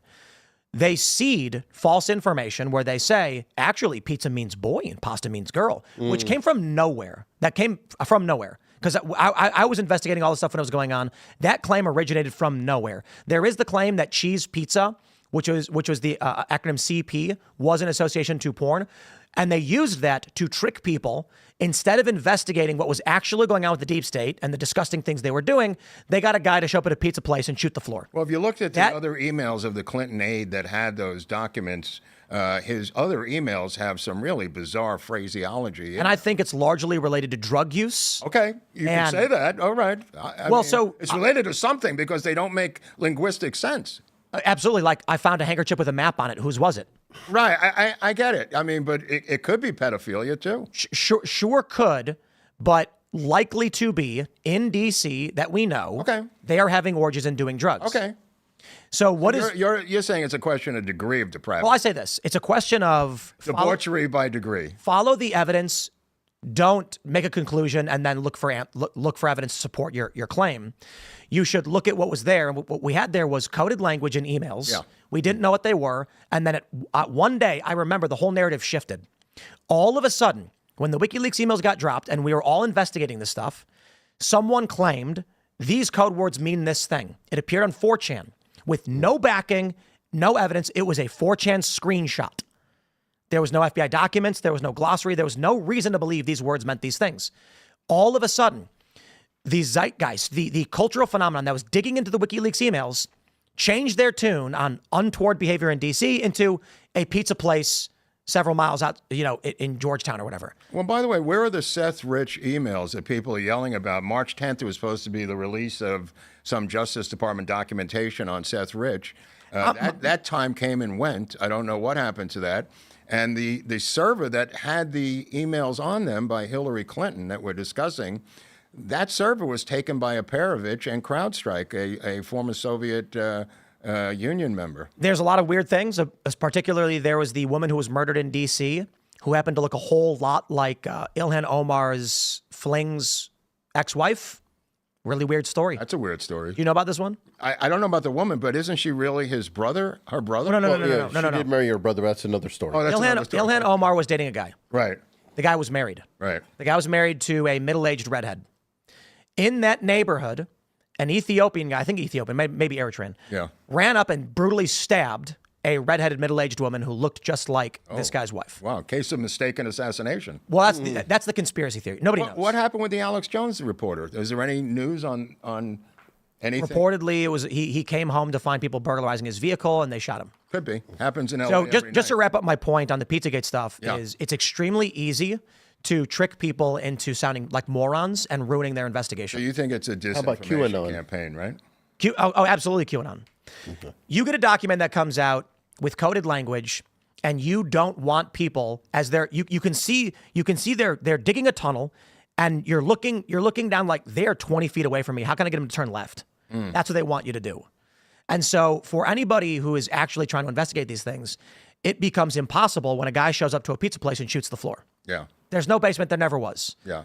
Certainly the story is really weird. The guy's got weird social media posts, and there are weird things about all of that stuff. There's one thing I would say about the CIA. It's they are the tool of who's ever in power, left or right, at the time. And when there hasn't been strong leadership, that's when they go out on their own to do their own foreign policy. In general, I'm speaking in broad strokes. If you have a tough leader, they usually will do his bidding, left or right, Tim. Yep. And if there's like a Jimmy Carter, let's say, these guys say, this guy's a pussy. We got to do what we got to do here, boys. And that's where it really runs astray. Or a Biden? Or a Biden, yeah. Yeah. Yeah. Well, my point ultimately is what I see happening should Trump lose the midterms. Look, go ahead, but the midterms are the most important thing. If the Republicans lose the midterms, yeah, go ahead. Trump will be impeached. If the MAGA movement does not win right now, I mean, we got a year. Now, not in 2 years. They're going to just lie and make things up, and they're going to say Joe Rogan was caught with NFA items at his house, and then they're going to go to him and they're not going to play the game of like time for prison, Joe.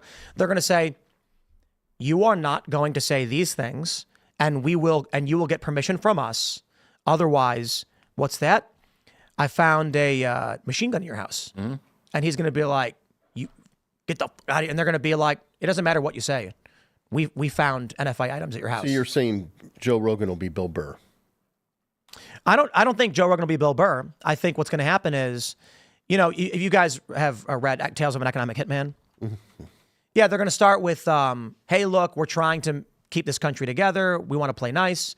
Please help us in securing this country. Well, I'll give you an example, just to bring it around full circle. This is a guy named Buell Wesley Frazier, right? He worked with Oswald. He drove him to work every day. He was the guy that came up with the curtain rod story. They went into his house, and they found a .301 British Enfield in his house with ammo, and they said, we're charging you with the murder of the president. And he said, what?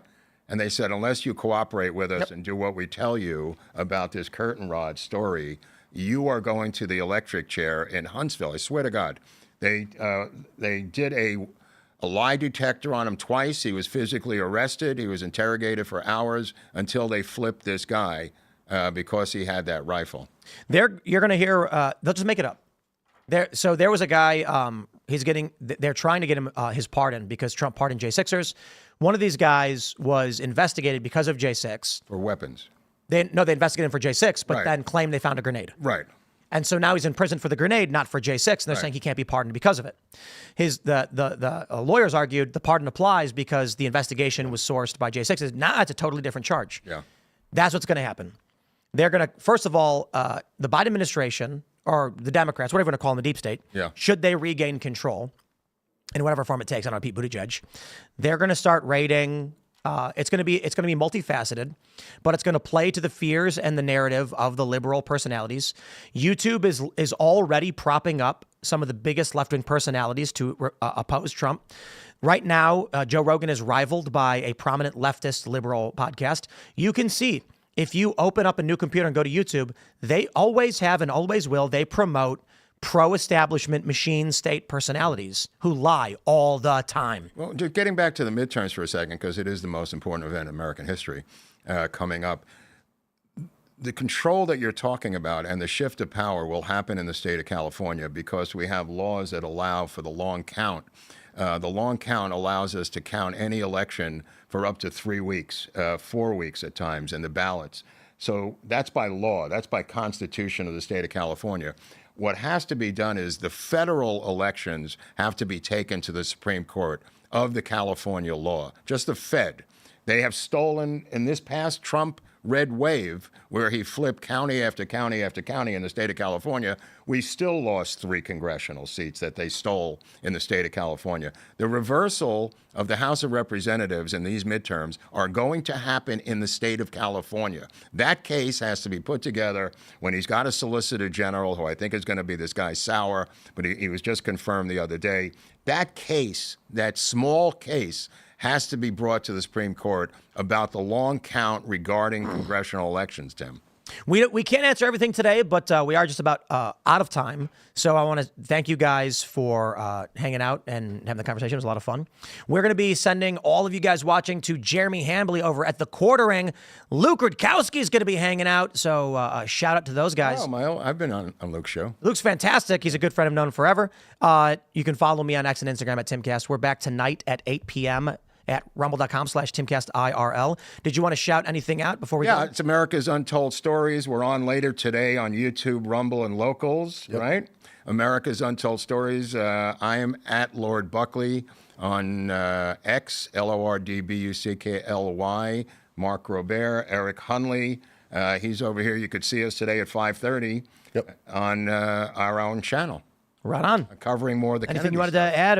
I'm at Hunley Eric on X. Again, America's Untold Stories, 5:30 p.m. Eastern every Tuesday and Friday. Tuesday and Friday. We'll be digging into more JFK files to start off in the rest of the news today at 5:30. On Tuesday, we're going to be going into Mark Lane, one of the most important We do investigators these big in the deep JFK. dives. Yeah, on Tuesday is going to be Mark Lane, one of the original JFK investigators. Interesting. Gentlemen, thanks so much for hanging out. It's been a blast. And Fantastic. For everybody else, we'll see you all tonight at 8 p.m. We do have a couple more segments coming up today available at on my Timcast channel. Thanks for hanging out, and we will see you all tonight.